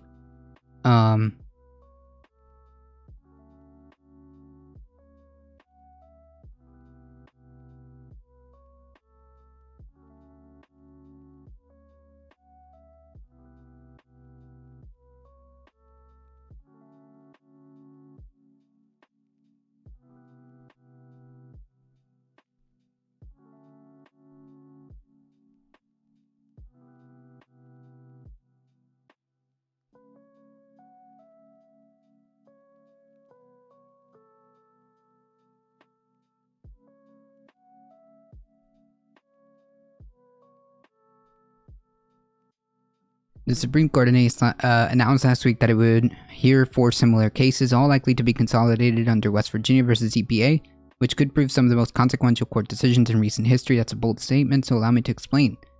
The cases are the latest chapter in the seemingly never-ending litigation over Clean Power Plan, arguably former President Barack Obama's boldest efforts to fight climate change. Though the plan was never implemented, it still exists in a zombie-like state. A federal appeals court decision revived the plan last January, but the Biden administration said in February that it would not reinstate Obama's policy. Even though it is no longer likely to be implemented, the petitioners in the West Virginia case, the red state's energy companies and owner of coal mines, are fighting to get the court to rule that the Clean Air Act does not authorize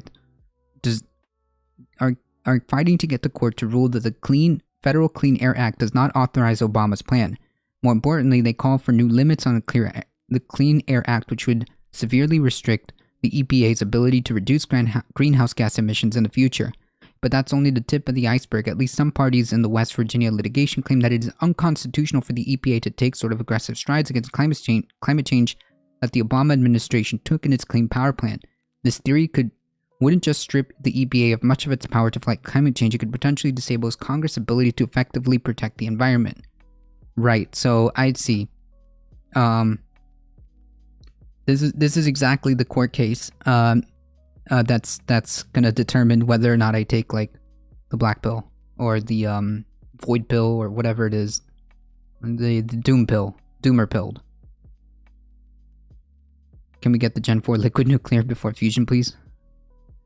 If they're able to say that the EPA cannot make regulations, it puts many things in the government does into question, not just environmental related. Yes, that includes the SEC, which I think is the end game, right?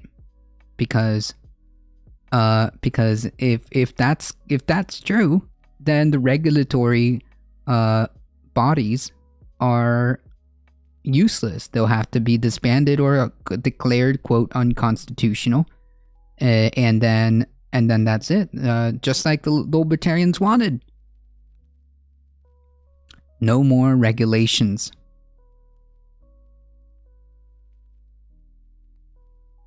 We get closer to the end game of a libertarian hellscape. So the West Virginia is a monster of a case, potentially the culmination of a conservative vision incubated at the Federalist Society for years and long championed by conservative activists, justices like Neil Gorsuch and Brett Kavanaugh. Indeed, a majority of the court has already expressed sympathy towards Gorsuch's plan to shrink the power of federal agencies, which is a strong sign that West Virginia petitioners are likely to prevail on at least some of the claims.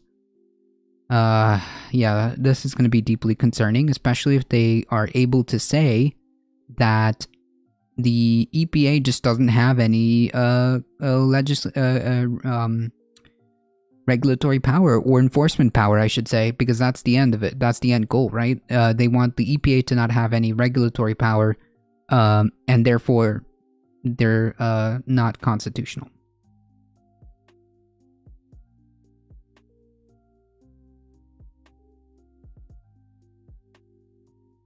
Right, unconstitutional means it hurts my profit motives. And what's the point of the EPA? Exactly.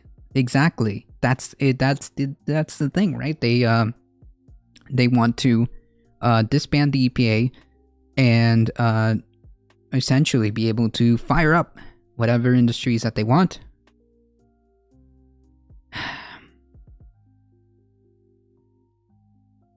Because they can't be burdened with the cost.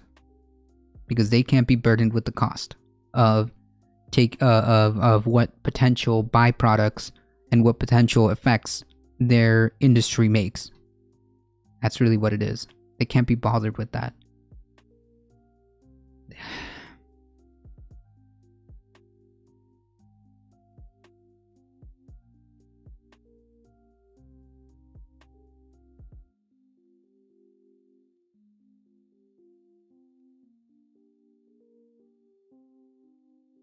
No matter how much progress we make under this system, it can always be rolled back.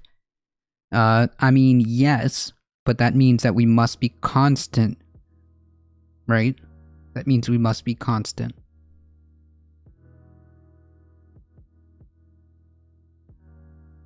Takes the smaller wood, and we don't know if we're there. I think we're looking good, but there's no guarantee. Now is when the Yeah, I think that if the ruling goes against West Virginia, if the ruling goes against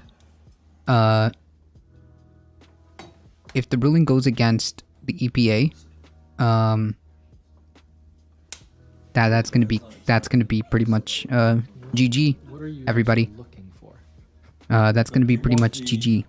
flames from the small guys. Was this a lecture that you're recording this? This is a wholesome video, okay? Remember this always. This is a wholesome Small video. wood to be able to catch on to the big logs. I can't do politics anymore. Understandable. So we're not sure if the big one is actually like. Yeah, well, it's not. It's just It's not getting easy.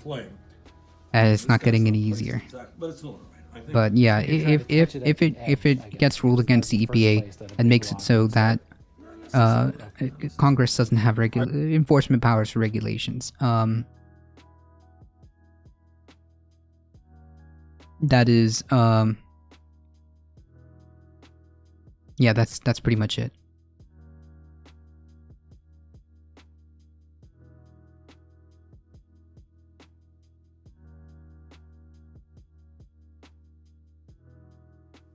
This article is a partnership between ProPublica and the New York Times Magazine. Oh, no, I can't do an hour of this. But it is true that the massive yikes. Look at this. This is what climate change looks like.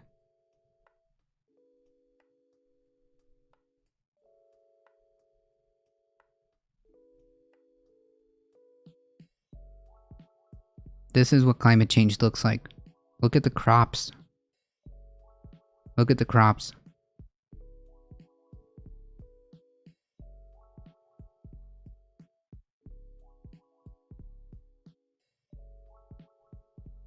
It's a long one, maybe to save for another stream, but it's a great article. Yeah, maybe we need to save this. Can I save this?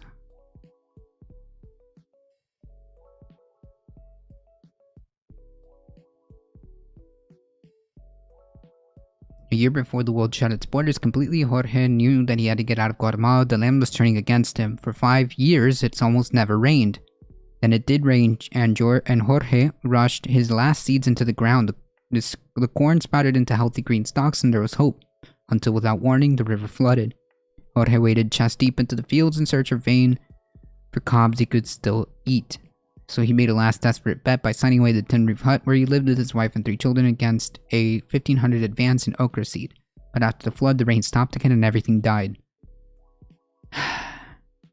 And I'm sure a story like this is just not the only story.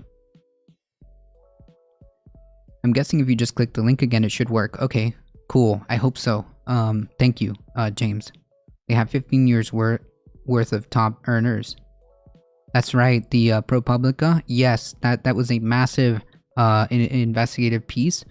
And I think if we're referring to the same one, the TLDR on that ProPublica piece was like basically the incredibly uber wealthy pay like unironically an effective tax rate that ends up being like less than 1%.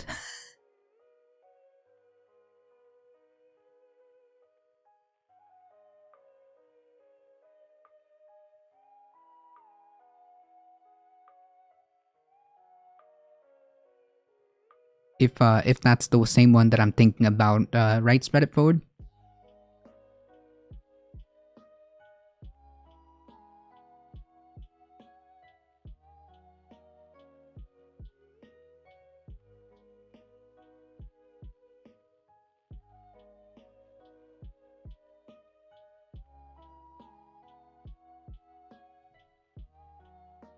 Anyway, so when we talk about climate change and climate refugees, like, the right thinks that this is some kind of like meme, or the right thinks that this is some kind of like made up thing.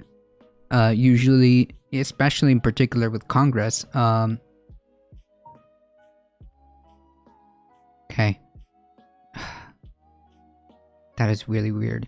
Anyways, usually particularly with Congress, a lot of right-leaning folks and the GOP have taken upon themselves to make light of this, to say that this isn't a thing. Climate refugees isn't a thing. Well, it is. Even as hundreds of thousands of Guatemalans fled north toward the US in recent years, in Jorge's region, a state called Alta Verapaz, where precipitous mountains covered in coffee plantations and dense dry forest give way to broader gentle valleys, the residents have largely stayed. Now, under a relentless confluence of drought, flood, bankruptcy, and starvation, they too have begun to leave. Yeah, because like, what are you supposed to do? Okay, your crops look like this, and you depend on them.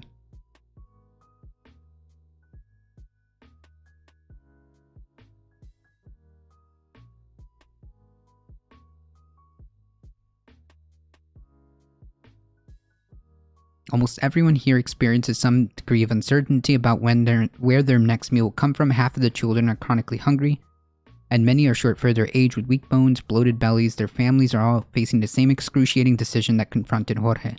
Yeah, like, again, these folks aren't like, oh yeah, let's just pick up everything and we'll just hop on over. No. They're literally threatened with, hunger. That's what's driving them. Pure necessity. Hunger.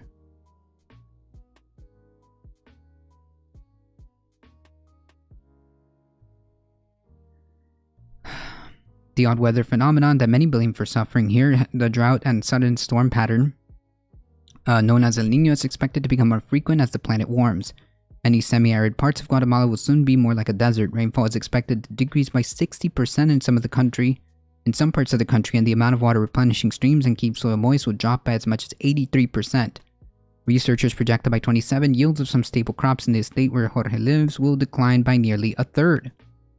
Right, so again, like, climate change isn't just like, it isn't just that the planet is getting warmer, isn't just adverse weather events, right?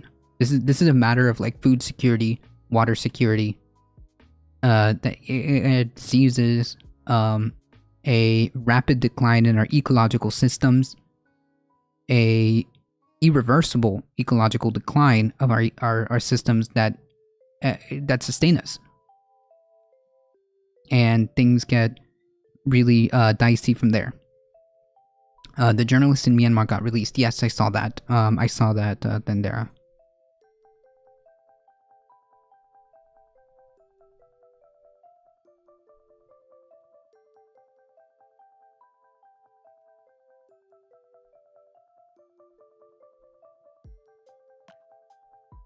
So I'm going to put a pause on this one, and I'm gonna work. I'm probably just gonna end up doing this tomorrow, because this looks like a great article, series, and I think it's important to really illustrate and drive home the consequences of climate change that are already happening. Drinky Crow, thank you for the follow, appreciate that. Yeah, so this kind of really is a good illustration of what is happening right now.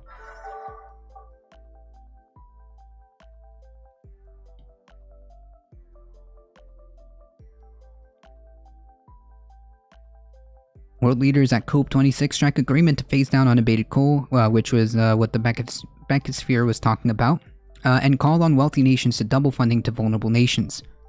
Diplomats from more than 200 nations on Saturday agreed at COP26 on a path forward to combat climate change and its effect on the culmination of the UN Climate Change Conference COP26 in Glasgow, Scotland. According to the New York Times, this agreement between nations centered on the idea that countries would return to the conference next year with more detailed strategies on how they plan to address— Hey guys, we did it! We did it. We agreed on the idea that we would just keep doing this in perpetuity as a good PR stunt, without a— Jesus Christ.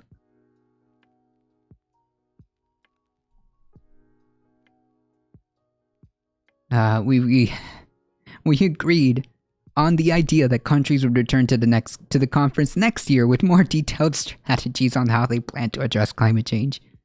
Amazing. Come to the Midwest, we have plenty of corn, but it's all for the pigs and cows, right? Depending on the area, soon enough, that's not going to be even a thing. Yeah. The reality is, if you look at the map of how much, and by the way, Darknet is very knowledgeable about this, about the area, the acreage of land that is used not to feed us, but to keep the animal agriculture industry going, is really eye-opening, to say the least. It's really eye-opening, to say the least.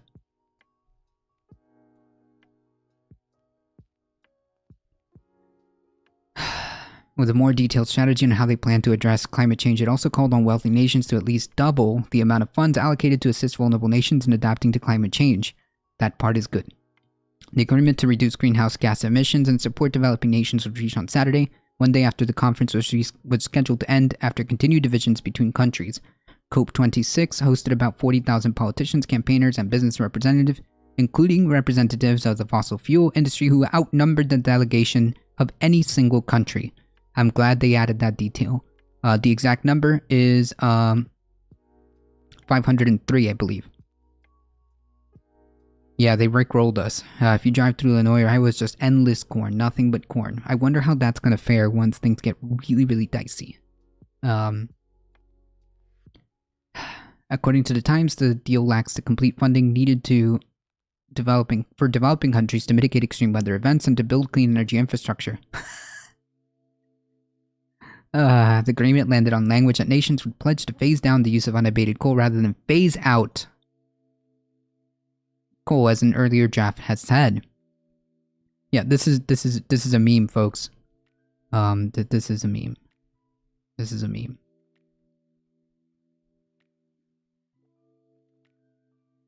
Unabated coal power generation refers to the use of coal that isn't mitigated with technologies to reduce CO2 emissions, such as carbon capture, utilization, and storage, according to European climate think tank E3G. This is kind of blocked, but I think the point is made, right? I think the point is made. Oh, that was a request. I'm sorry, I can't rickroll you. Here's a rickroll. Here's a rickroll. We will,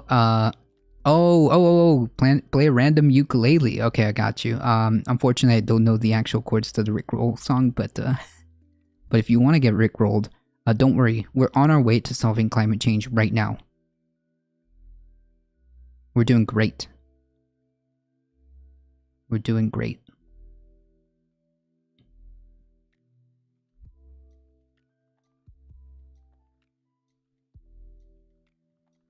COP26 has been a failure, and our lackluster world leaders are to blame. I think so. I think that our inability to get our collective ish together is unacceptable.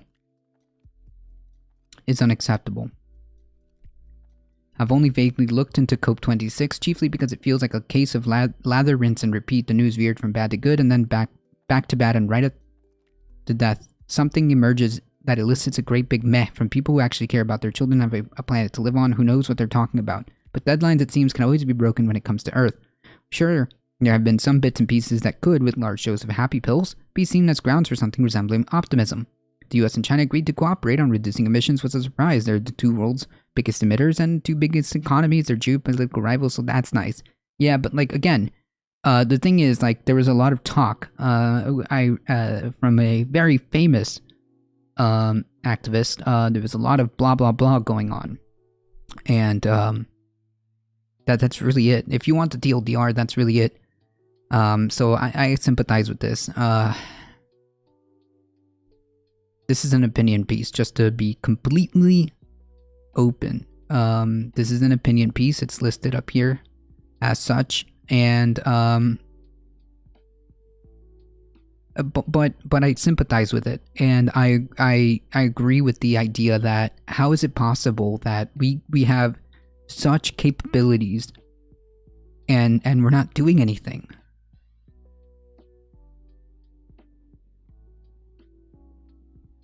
And we're not doing anything.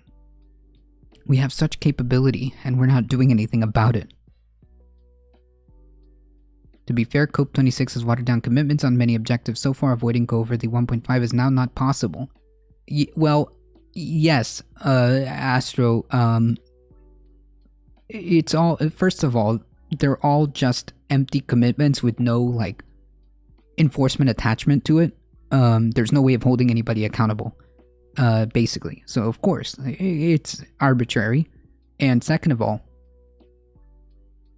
you're correct. The commitments that were made do not get us to where we need to be anyways. And third of all, the 1.5 degrees deadline is already pretty much out the window, not because it's not possible, but because the things that need to be done are not moving in any direction, any way, shape, or form in terms of policy and what governments are supposed to be doing. It's just not there. It's just not there. Big energy won't let us do anything, yeah? We've got until 2050 to kick our feet up and relax. True. True. Very true.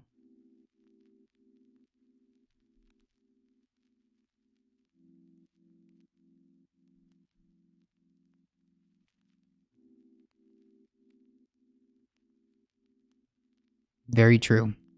Anyways, I think it's safe to say that COP26 was just what advertising is this? What? Is that an ad? Anyways, COP26 complete failure. It's a farce. And they're talking about the United States of America. Talking about the United States of America, because when Matthew mentioned it in the Bible, he wasn't talking about the physical ground that he was on. He was talking about something in the distance. So if we are going to have one nation under God, which we must. Because the Bible said so, folks. Not because of freedom of religion. The Bible said so. I think Greta called it a greenwashing festival. Basically, it's a giant PR stunt, and you know it's a giant PR stunt or a farce when you have such overrepresentation of the fossil fuel industry. People like Jeff Bezos. Why? Have one religion, one nation under God, and one religion under God. Right? All of us together, working together. And they're talking about Giga cringe. We need to go over this tomorrow in detail. So stay tuned tomorrow, folks. This is going to be a good article. This is going to be a great article. Yeah, the reality is we continue to go in the polluting direction even faster. Unfortunately, I believe that you are correct. Unfortunately, I believe that you are correct. I don't like it, but I believe that you... I believe that is more likely than not that we just continue business as usual. It is more likely than not. Unless some radical shift happens within the years that they need to happen, I suspect that the more probable climate the more climate change outcomes would be on the worser end. There's too much profit to be made by failing COP26 objectives. I think so. I think so. I think that's usually a good place to start. The space dolphins. Breaking. Right-wing conspiracy theorist Alex Jones has been found guilty by default in all Sandy Hook defamation suits, granting the families of 10 Sandy Hook victims 4 sweeping victories.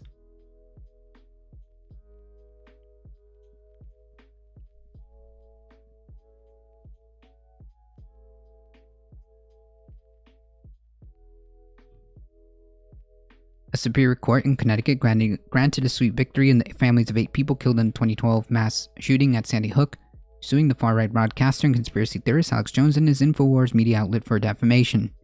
Yeah, sorry. This seems like incorrect. Liable, I guess, would be the right term. But whatever. Liable would be the correct term. The judge ruled on Monday that because Mr. Jones refused to turn over documents by the courts, including financial records, he was guilty by default. Well, okay, so if that's what the judge said. Anyways, the ruling combines with 3 previous rulings in Texas to grant a family of 10 4 victories in defamation suits against Mr. Jones. Mr. Jones for years spread bogus theories about the shooting that killed 20 first graders and 6 educators was a government-led plot to confiscate Americans' firearms, and that the victims' families were actors in the scheme. Also known as crisis actors. The juries in both states will next decide how much Mr. Jones should pay the families in damages at top court costs. Those trials are scheduled for next year in both states. Honestly, if he gets sued out of existence, it wouldn't be the worst thing, right? That's just horrible. That's just horrible.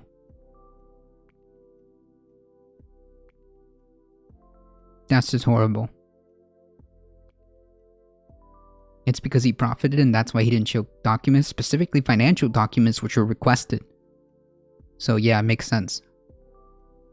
Specifically financial documents. Those were requested.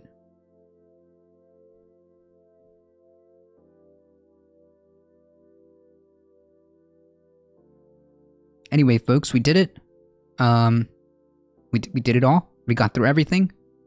At this time, I'm gonna go head out now to start my day. I got a couple of things to catch up on because, you know, hold on, folks. No. Stop it. Okay.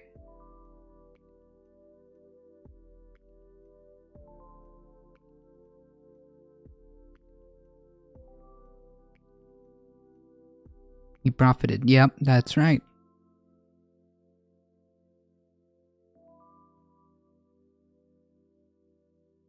Yeah, by no means is that is it gonna make me stop talking about the issues at all. It just gets tough, you know. I think that really really in the next coming months is gonna be really, really tough. Especially with these important Supreme Court decisions coming up. But we'll see. Take it day by day, folks. Folks, if you guys enjoy the content, don't forget to hit the follow button on your way out. I really do appreciate it. Thank you guys so much for the support. Thank you for the stream. Thank you for hanging out. And thank you for all you do, Darknet. I really appreciate it. thank you so much for everything.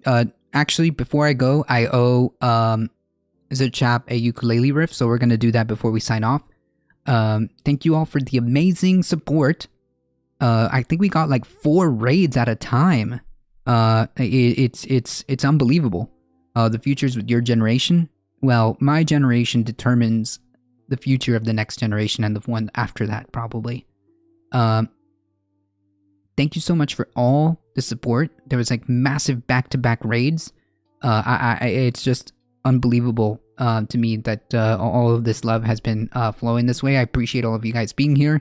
Thank you so much to all the support. Thank you, USA Hole. Thank you, Class Time.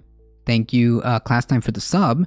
Thank you, Alio, for the biddies. Thank you for all the new follows, Strinky Grow, Piper Papper. Azure Scapegoat, again, with the raid, thank you so much. NRGFO with the follow, appreciate that. Thick Rick, thank you. Ooh, Angelo, appreciate that. Lime Socks, thank you for the follow. Silver Night Dragon with the biddies. Ooh. NRGFO with the 300 biddies on our way out, thank you so much. I appreciate you guys here. Before we sign off, we're gonna do the quick ukulele riff, if we can make something up. We'll see what we can do, alright? Just hang tight for a sec.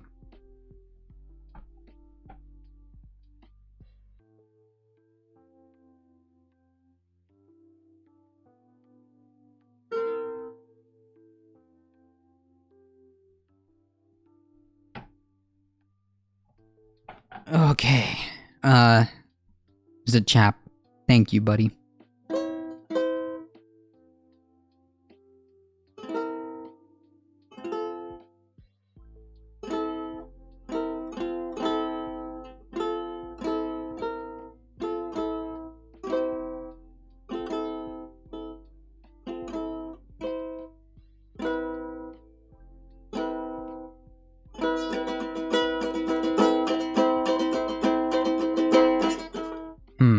Okay.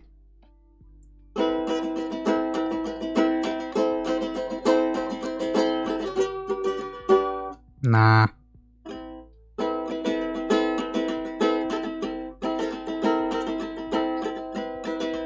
Nah.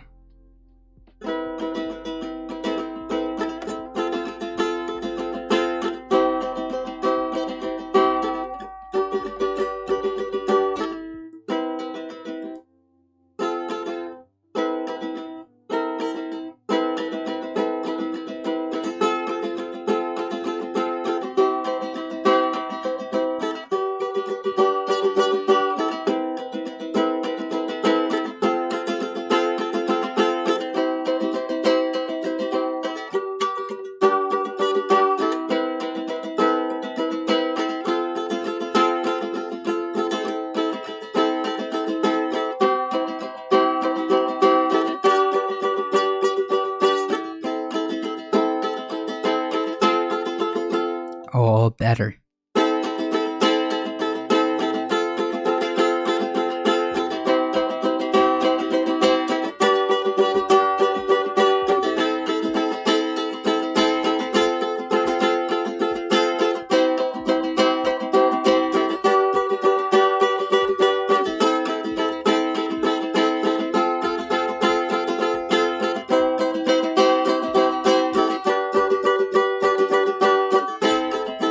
As we close, I would like to thank everybody. Appreciate you guys here.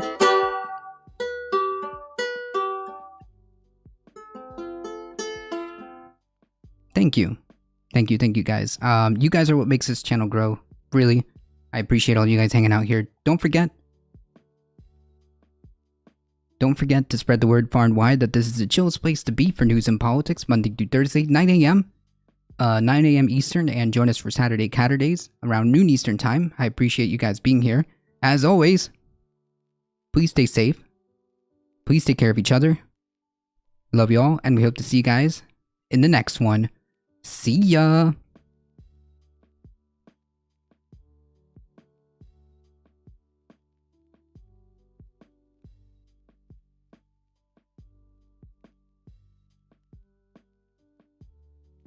Let's do Dan Simpson.